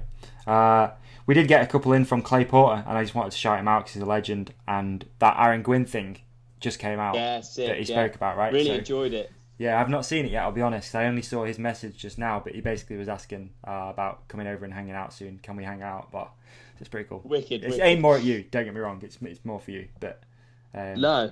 I just love the fact that Clay messaged. It's just nice. And I love the fact that thing's out because it's just, we spoke about it a long time ago. That was like episode, I've been like 3 or 4, I think, of the lockdown. So it'd been all the way back in like March. It's been a long time, bro. It's cool. There was like glimmers of just like, there was like cool little shots that are like candid.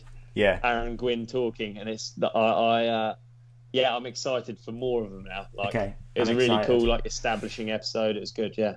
Okay, I'm going to check it out after this. That was my plan anyway, was to watch it because I didn't know it was out yet.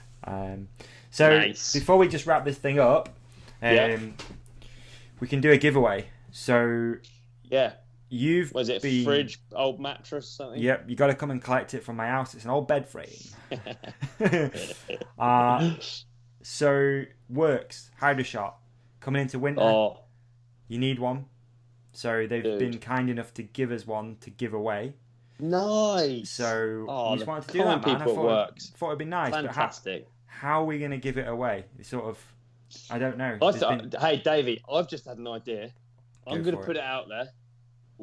I'm just throwing ideas around. Yeah. I want a picture of the dirtiest bike. I like it. Dirtiest bike. And I want them to tag you, me, and WORX. There you go. Dude, just like that. So, if you want to win a WORX Hydroshot pressure cleaner, which they are sick, dude, aren't they? Really, really good. Really, really good.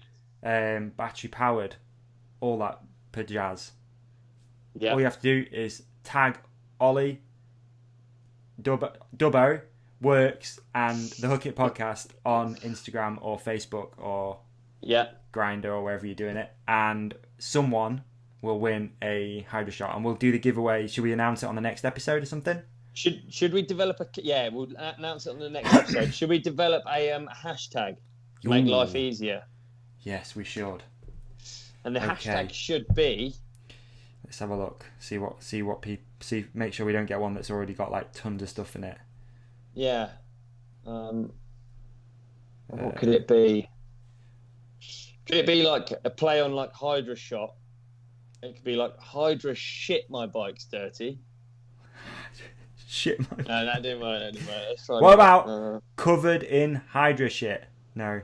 Oh no, it's a bit sort of Hydra shit is quite gnarly, isn't it? Yeah, it is.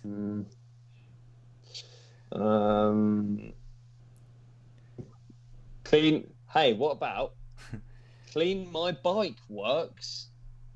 Clean my bike works. Yeah? Yeah, like all clean right. my bike works. Clean my bike works. Yeah. Just making sure no one's using it. Clean my bike works. Hashtag clean my bike works. So use that. I can't wait to see these. Use that. Hashtag clean my bike works and tag us, and you can win yourself a Hydroshot just in time for winter. Nice. What a gift. Thank you, WORX. Appreciate that. What a gift. They're bloody good. They really are bloody good. They've changed my whole situation here. Living in a flat, pain in the arse. To see these bikes, I have to drag them through the house. Same, mate. The WORX is the only thing that stops my dirt. Oh, there she is. Yeah, there she is. Lovely. She's sitting pretty. Cool, man. So what else? What else is coming up? What you got planned? What have I got planned? No travel, dude. So where's Ollie's? Sucking a bit, isn't it? But we have lots of stuff coming out soon, I guess. Cool, that awesome. Hasn't already come out. We've all I'm kind of blowing all of my secrets on this during the minutes of this podcast. But we're also planning on doing another sort of lockdown. No, dude, imagine that. A lockdown campaign every week. Anna, where's Ollie? Jesus Christ. Yeah. Whoa. Put me in an early grave. but we'll see. I'm going to edit loads of the trips I've just been on, so I'm going to have more YouTube content coming soon. Cool. Yeah, looking forward to that for sure. Yeah, I For bet sure. you are. Yeah, And really then, am. No, I am. Really am. I like your YouTube content, man. I like your YouTube content. oh, for thanks, sure. bro. Yeah. Appreciate it, dude. Yeah, Appreciate I it. might do another video soon myself as well. I'm thinking. Yeah, 'Cause go I on. enjoyed doing my Good, little vlog. About time, dude. It's about Yeah, time. I'll do another one for the fans. Why not? We'll see. Why not? I want to hopefully in between this and the next one, I'm going to do the comparison of this bike and the new bike. Oh, wicked. Oh, I look forward to that. I'd really like to hear your thoughts. Yeah, that'd be good. So we'll see. We'll do that. And Davies e-bike journey, brilliant. oh yes, God bless. We got any outro music for this episode? We could play the same one again. Let's do that. Mate, Thanks thank for you so joining much us. for your time. Really appreciate it again. 9 Thank p.m. you. on a Saturday evening. God Yeah, it's bless. fantastic. Good Saturday it was. Yeah, Enjoyed lovely. it. Legend. Cheers, dog.